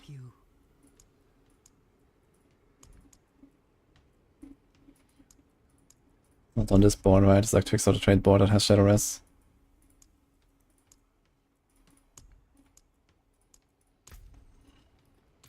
So I'm gonna try this one.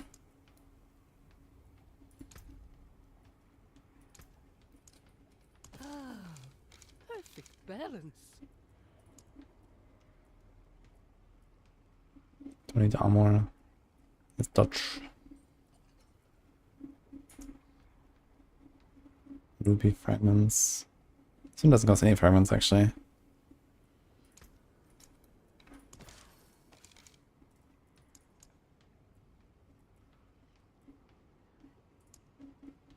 All stats, huh?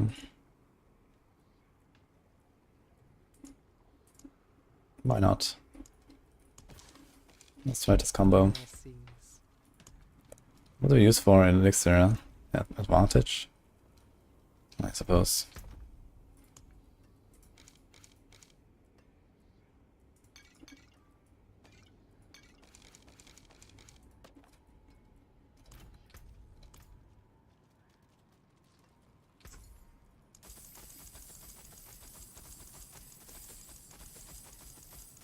Expansion's pretty good. Caesar is also pretty good, I think.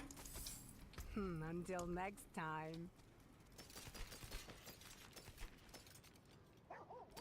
When we find a tribute.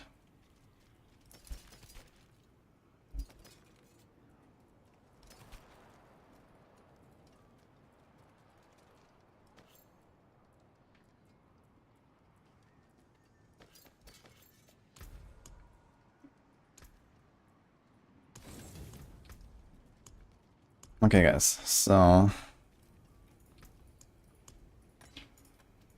let's try it out.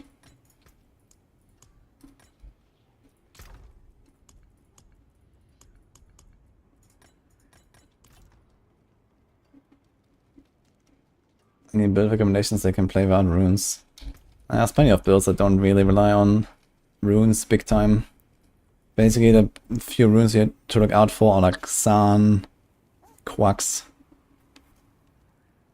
And in some cases there are like some slight tweaks you can make, you know, for example, Spiritborn has the Q rune that gives you a Bulwark.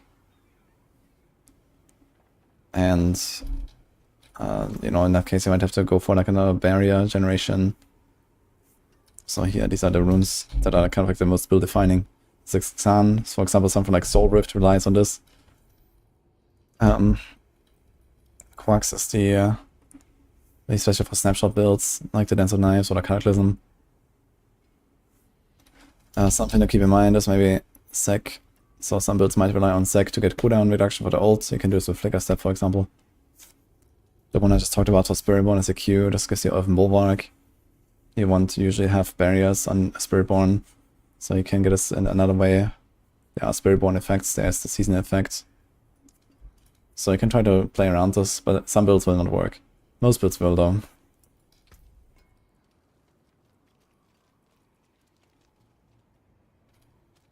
Alright. I think we have everything set up here. I change my title.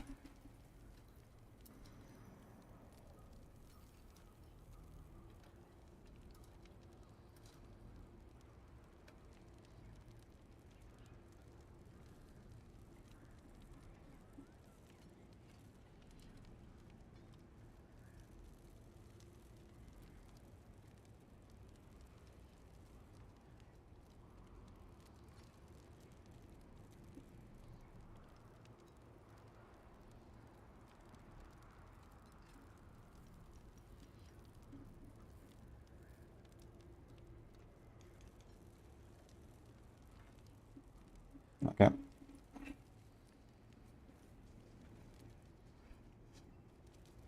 Well, let's get started with...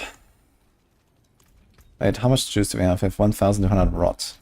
We have one wrong gem, do we? And we have to replace this with...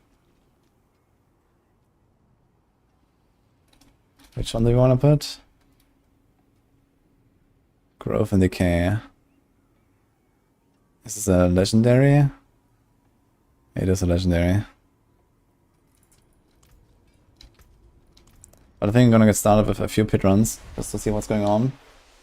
And level my explosive glyph a little bit. I wouldn't mind a rest. Cast the skill for cooldown 3 times, get a Dark Shroud. Should be fine. Guess you have to be mildly careful when you start a run. Okay, let's see that. So we do 60 all stats. Okay. Okay, 70, 74, 77. Yeah, my rest is a bit awful. I mean, we could ramp this up a bit higher. Be masterwork it higher. We have rest here. And then we also have, I guess, a few points you can take. 1, 2...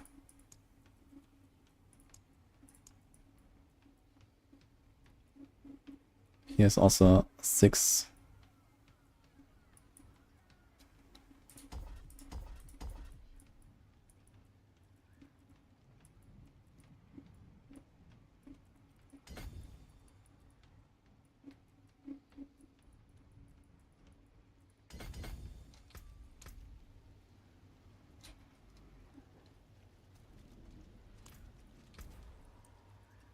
Okay, let's do an 80 and see what happens.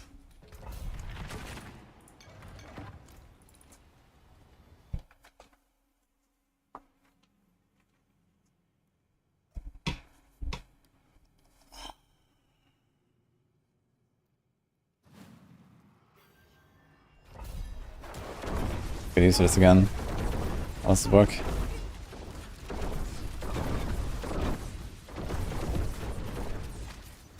Okay, we're just one-tapping everything. Good.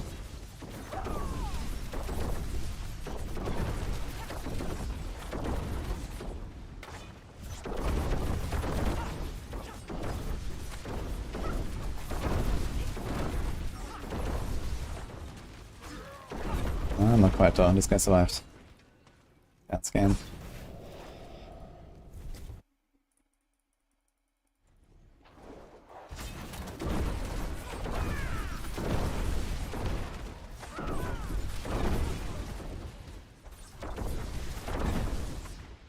I guess he could even put Dark Shot on our bar.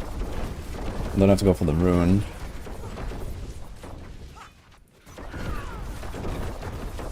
Then we can get Ohm Rune and teleport or something.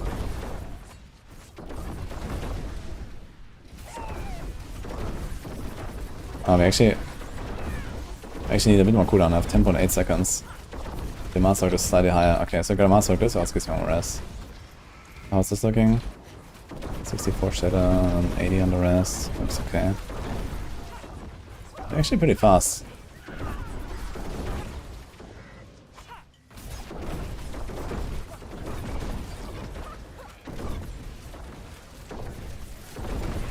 Okay, turn off these numbers, man.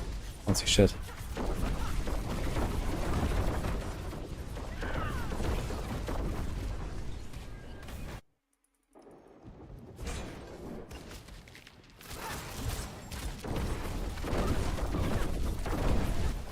We killed him before stagger.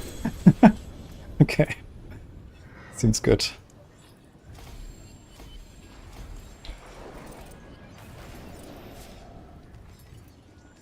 Alright, then we have to do this.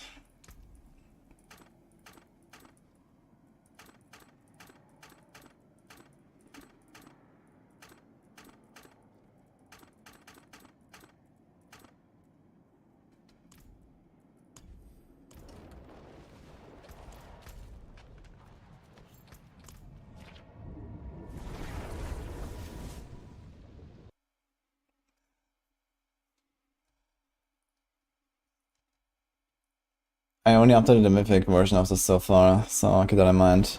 The seasonal powers and the tweaks on the Paragon is on. So it's not a complete banner yet.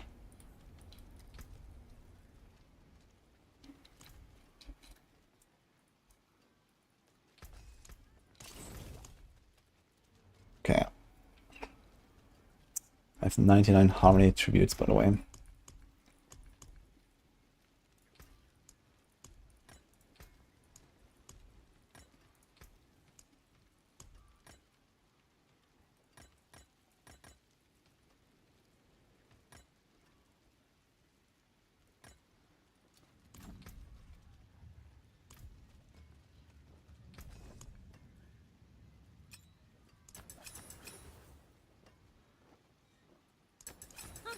More there than I thought. The decks, let's see how this is. See some steel you need.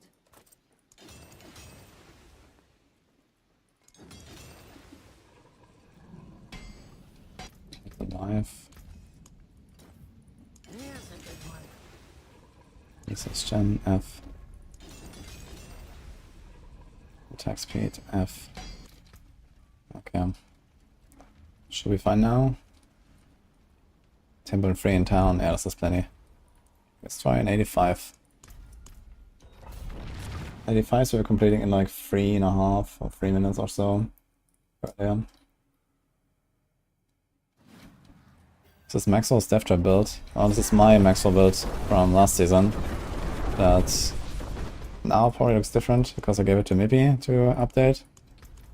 I'm basically just playing my last season's build again with few changed aspects and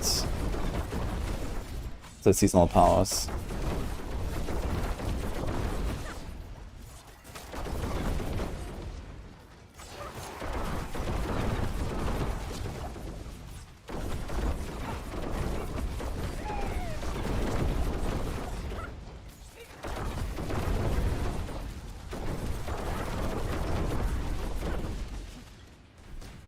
Yeah, problem is the Jarvan doesn't work well here.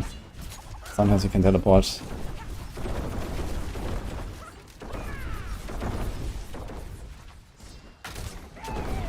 But the problem is they still didn't fix the bug. When you weapon swap, the Jarvan teleport breaks. So gotta be aware of that. So especially after I dash.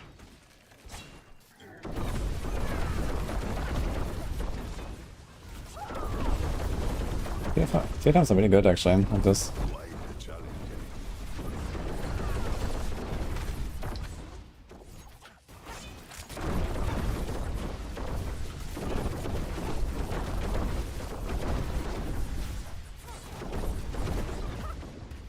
We have a bit much barrier.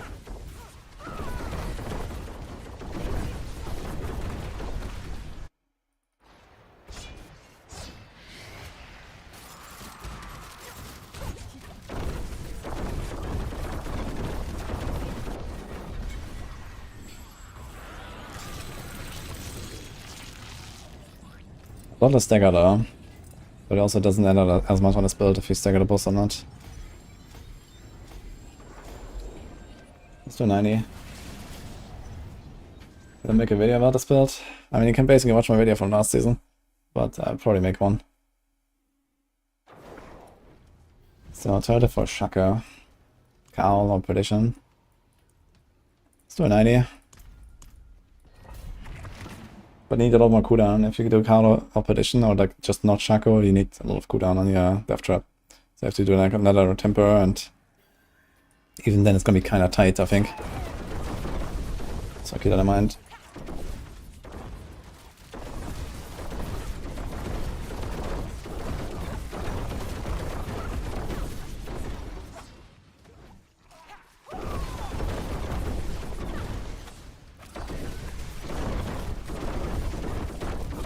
Is the pull larger? I think the pull is larger. So this extra pull I added, I think it just pulls stuff from like way further away. Yeah, I just realized. This is why it's so fast. It just pulls everything from like super far. So it's not just the Death Trap pulls. There's like an extra size pull. Damn. It's actually really good. This is why it's so fast. Does it end up ending the builds? Yeah, we have the armory now. Saved my previous build earlier. You can go back to it if you want.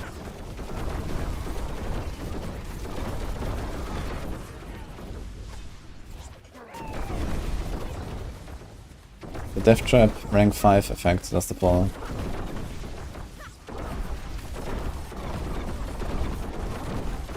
Look, I'm just standing here and these guys just fly in from like half the screen away, one screen away. This is really nice.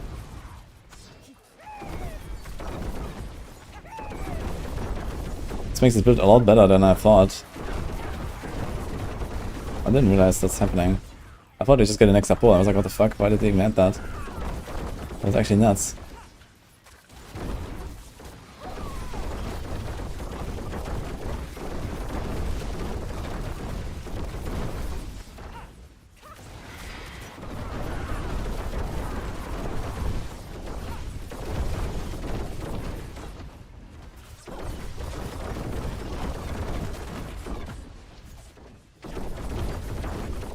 Just stand there and everything flies in.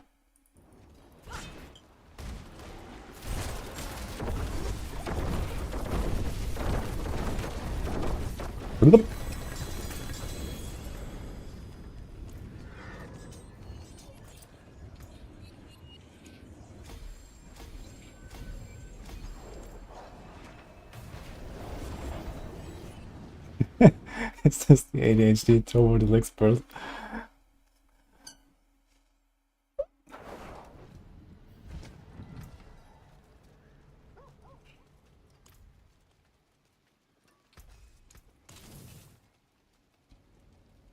I want to get Perinata, go find altars. Oh, let's do a 95. Fuck it.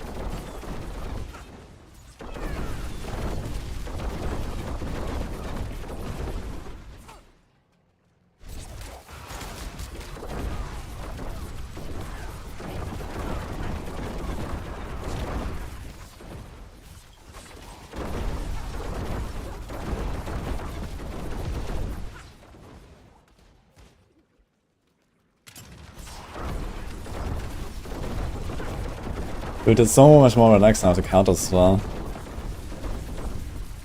I gotta say.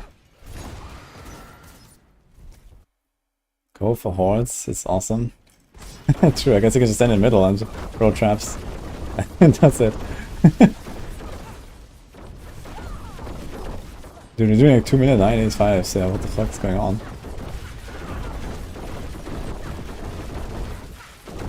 It's like Spiritborn level. With this kind of optimization of my character.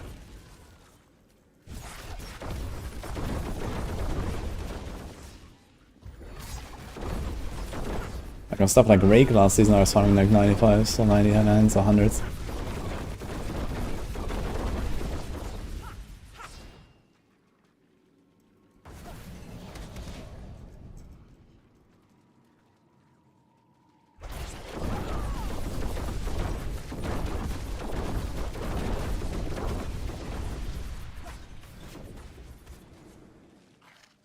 And 7 ultimate skills.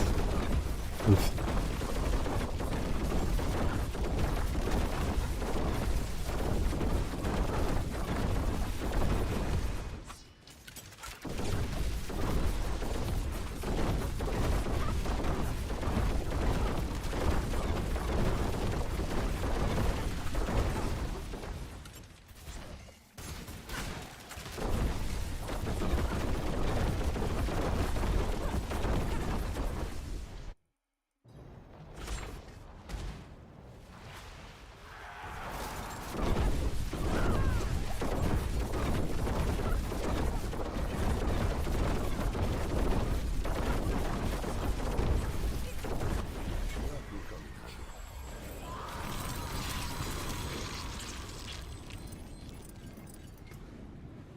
Okay, let's get this one to legendary at least.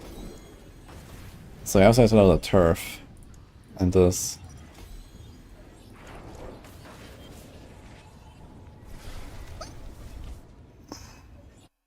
This will be a hotfix on Infernal Horde. I don't think so.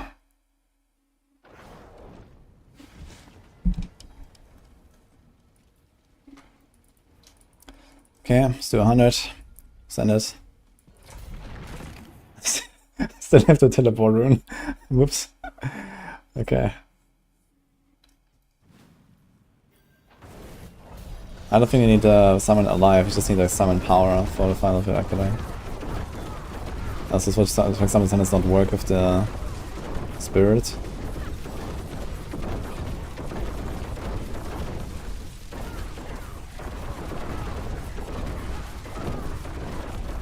Yeah, 100 gets a bit too tanky now. And this is like a fucking vampires, man, flying away. Oh, I realized I was not actually activating my close quarters. Stupid, I forgot about that. I was wondering, why is my damage still there? To activate my close quarters.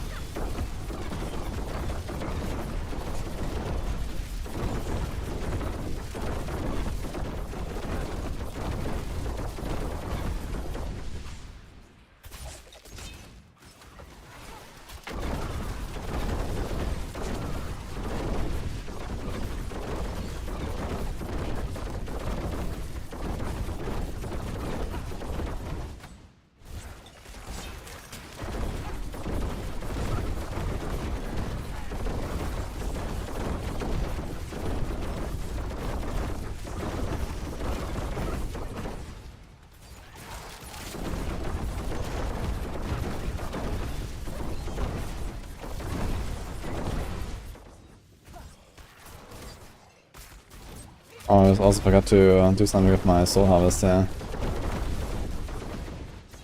I'm running soul harvest and I should actually use it properly.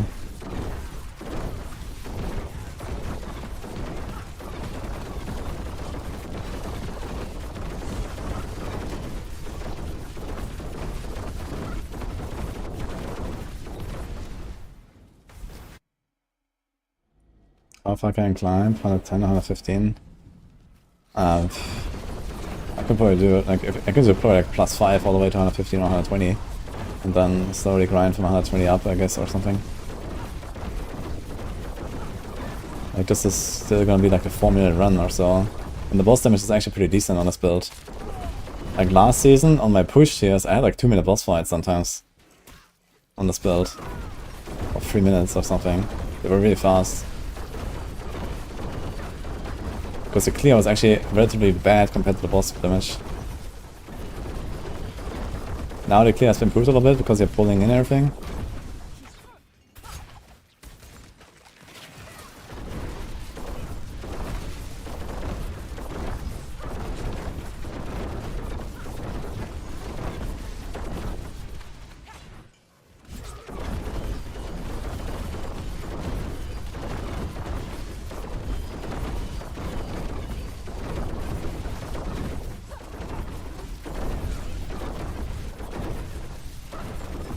Nice tanky.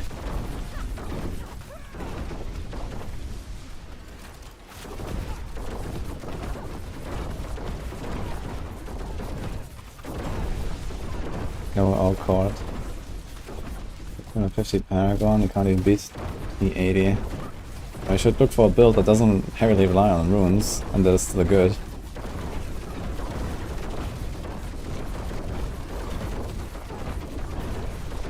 Like this build here, for example, could get away without runes just fine. Without a massive downside. You have to put Dark Shroud on your bar instead of dash or something. I've teleport, which is, you know, literally not doing anything for me right now. What's going on with this guy, by the way?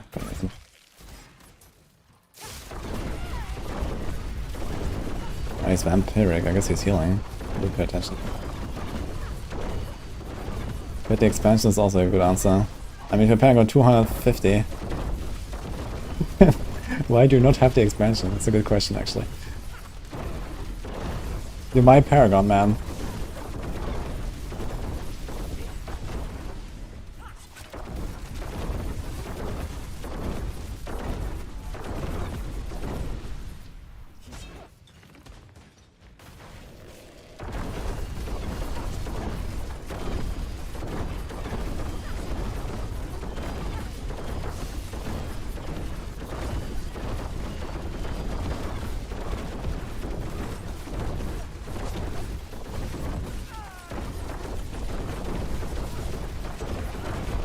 These triple elites are pretty tanky, yeah, holy.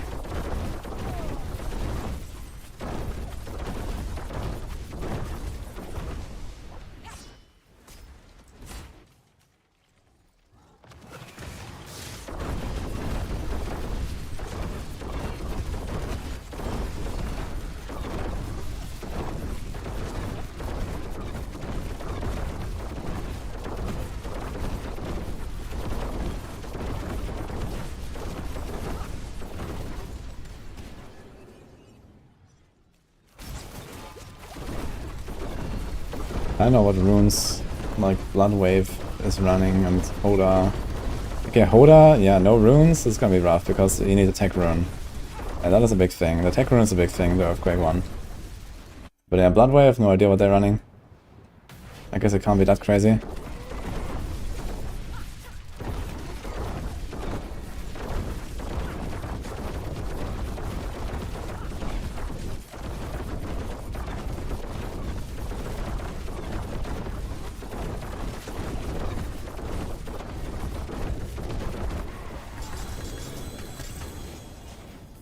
And the druids, yeah, you definitely want big runes there. There's like some snapshots you do with Xan rune, for example. Xan and Quarks, I guess, is like an insane combo for the Cataclysm druid. So if you play this without DLC, you're kind of fucked.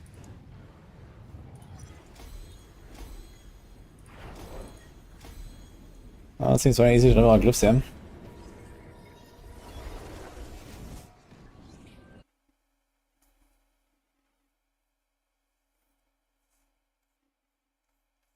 Oh, you want to do two-man Kaiser?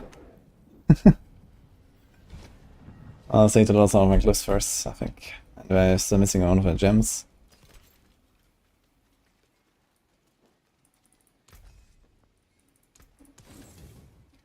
I'll keep my forge hot. Return soon. What's the roof for Dance of Knives? Probably like 110 or so.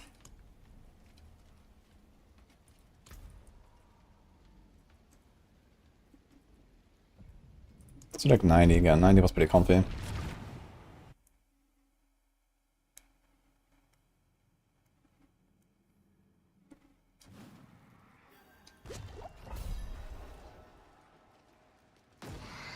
Impressive. we have like a time, a buff counter? Yeah, primary stats increase. Okay, that's a soul harvest. We have it at 20. Yeah, last 15 seconds, okay.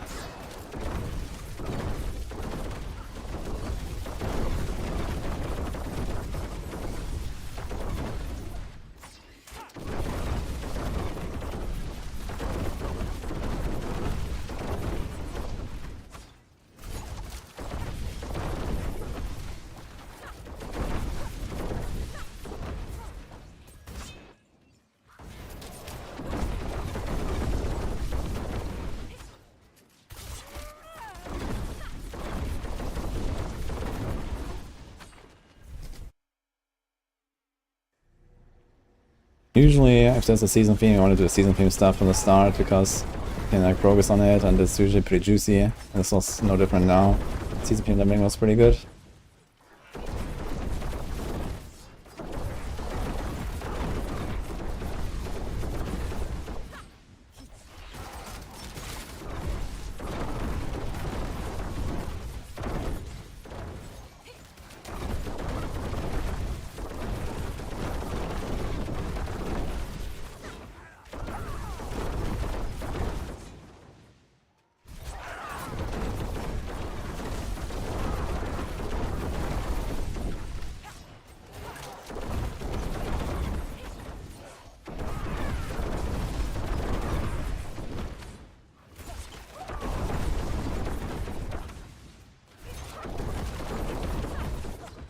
Early pits.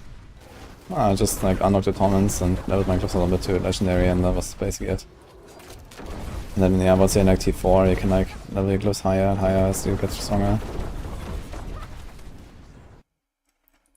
2.5 minutes 90.